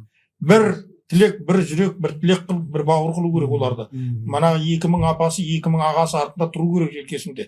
Кез келген уақытта. Жаңағы ағаның айтқан сөзінен мен ойыма келіп жатыр. Жаңағы 2000 ағасы, 2000 атасы тұру керек, бауыры тұру керек, бәрі бір жүрек, бір бауыр болып, тұтас болып тұру керек дегеннен шығады. Бір Жаңаөзенде бір балсыз бар еді, Жаңай деген. Сол бір жазда бір сапарға шығып келе жатырмыз. Мына кісі менің құдам деді. Мен тұрдым да туған құдаң ба дедім. Жаңағы родной деген, не родной деген әңгіме бар ғой. Сонда ана нәрсе менде неме санамасын кеткен болып тұр ғой. Жаңағы жап-жас жігіт енді тұрды да, аға бізде туған құда, тумаған құда деген әңгіме жоқ деді. Екі қолымды көтердім, жеңілдім дедім. Себебі ол жаңағы сіз айтып отырған жаңағы 1000 ағасы бар, 1000 нағашысы бар. Құда 1000 жылдық деген сөз осы ғой. Осыны түсіндіріп тұр ғой. Сондықтан жаңағы қазақтың тек қана сен өзіңнің жет атанған емес. Сен мысалы адайсың ба, сен Қыпшақтың құдасың. Және ол 1000 жылдық. Солай ғой. Менің 15-ші атам Қыпшақтан қыз алған. Міне мен сендердің жиендеріңмін. Баяғы Шерхан Мұртаза мен Асқар Сүлейменов Арменияның бір тойына барғанда армяндар түсінбей қойыпты. Мынаның Бәйдібек деген бәленші ғасырда өмір сүрген әкесі менің жездем деген түсінбей қойыпты. Асекең айтқан ғой. Соны аналар түсінбейді дейді. Қалай ол 13-ші ғасырда өмір сүрген Бәйдібек мына 20-ші ғасырда өмір сүріп жатқан Асқар Сүлейменовке жезде деген түсінбейді дейді. Сосын жаңағына қазақтың адамгершілік жаңа тектіліктің бір несі. Осы қайсы екен? Марко Поло Рубрик бәйте біреуінің жазғаны бар енді. Мен оның жаңа бәрін етіп жүрмеймін да. Оқығанда тек көкіректе қалса болды. Мен дейді, мына қазақтың даласында жүргенде дейді, қанша айлап жүрсем де, мен өзім үшін қорықпаймын. Ал мен өзім туған Италияның қаласында дейді, мен кешке қарай көшеге шығуға қорқамын дейді. Осы сөзіңіз сөз. Осылардың және осы менде Марко Поло ма, Рубрик па біреуінің несі бар. Бұлардың сондай батырлары бар дейді да. Бұларда дейді да. Бұлар былай біз кішкене сәл біз енді бейнелеп айтамыз ғой. Мүйіздері шаңырақ түгіл аспанның астына сыймайтын батырлар бар дейді. Бірақ өте бір-бірімен тату дейді. Бір-бірінің алдын кесіп етпейді дейді. Сөйтсе егіз баланың өзі жаңағы бұрын туғаны кішісі құрмет қылады екен ғой. Сосын жаңағы бір жас үлкені болса да жаңағы құрмет қылады да, сондықтан бұларда сондай татулық сақталған дейді. Мысалы жаңағы Өтежан Нұрғалиев бір телехабарда айтып еді, иманды болғыр. Қалмақ деген құдай ортақ жау тауып беріп, құдай жақтаған қазақты әйтпесе Қабанбай Бөгенбайлар қазаққа проблема болады жігіттер ғой. Сол айтқан жаңағы үлкенге құрмет деген сұмдық мектеп қой, сұмдық тәрбие мектебі ғой бұл. Ана Едігенің ескі жырында айтады ғой. Жаңағы Едіге деген ер екен, елдің қамын жер екен, ел шетіне жау тисе мен әуелі мен барайын дер екен. Едігенің асуысы сол екен. Өзінен бір жас үлкен сөз айтса, әзиз ағам сіз сөйлеңіз дер екен. Өзінен бір жас кіші сөз айтса, ботам-ау, ботам тұра тұра әуелі мен өлейін дер екен. Міне осындай тәрбие мектебінен біз айырылып қалдық. Біздер манағы телевизор кірген 70-ші жылдар айырылдық. Біздер деген жоғары кластың балдармен төбелестік сол кезде. Бастап. Ана үлкен балдарды ұрып кетсек соған мақтандық. Шын ғой, жабылып ұрып кетесің бе көшенің бұрышынан. Сосын мақтандық бәленшені ұрып кеттік деп. Мен сол кезде біз өзі құрып бастаған екенбіз. Сіз қазір не істеп отырсыз? Сіз қазір менің мына ағама айтқан немнің менікі дұрыс екенін дәлелдеп отырсыз. Сіз ешкімнің ешқандай бұйрығын күтпей, мына халықты тұтастандыруға сіз де соны істеп отырсыз. Бәріміздің бір екеніміздің атасы бірдің, аздың атасы бір, көптің батасы бір екендігін, сол формуланы қалай мына халыққа түсіндірем деп, соны істеп отырсыз. Осыны сіз тастамай мақсат қылып өміріңізде осылай бас қосып айтып түсіндіресіз. Ол айтса түсіндірмесе ұқпайды деген қазақ жоқ. Бәрібір қазақтың түпкі тамырында тектілігі әлі де бар. Бірақ соны оятатын міне жаңағындай Едіге атамыздың сөзін айтып отырған сияқты, осы жаңағы сіздің айтып отырған сөздеріңіздің бәрі сол ұлттық генетикалық жадымызды ояту. Сондықтан міне осыған жұмыс жасау керек, міндетті түрде нәтиже болады. Ал енді бұл әңгіме осымен аяқталмас. Бұны әлі де жалғастырамыз. Сіздерге енді сұхбаттас ағаларымызға көптен көп рахмет айтамыз. Сіз айтқан аздың атасы бар, біздің атамыз бар, көптің батасы бар. Ағамыз бата берсін, сонымен аяқтайық. Қосай бата ғой. Алла тағала осы қазақты бірлігінен айырмасын. Мына қазіргі адасып шашау шығып жүрген бауырларымызды қайтадан өзінің үйіріне қоссын. Одан артын керек.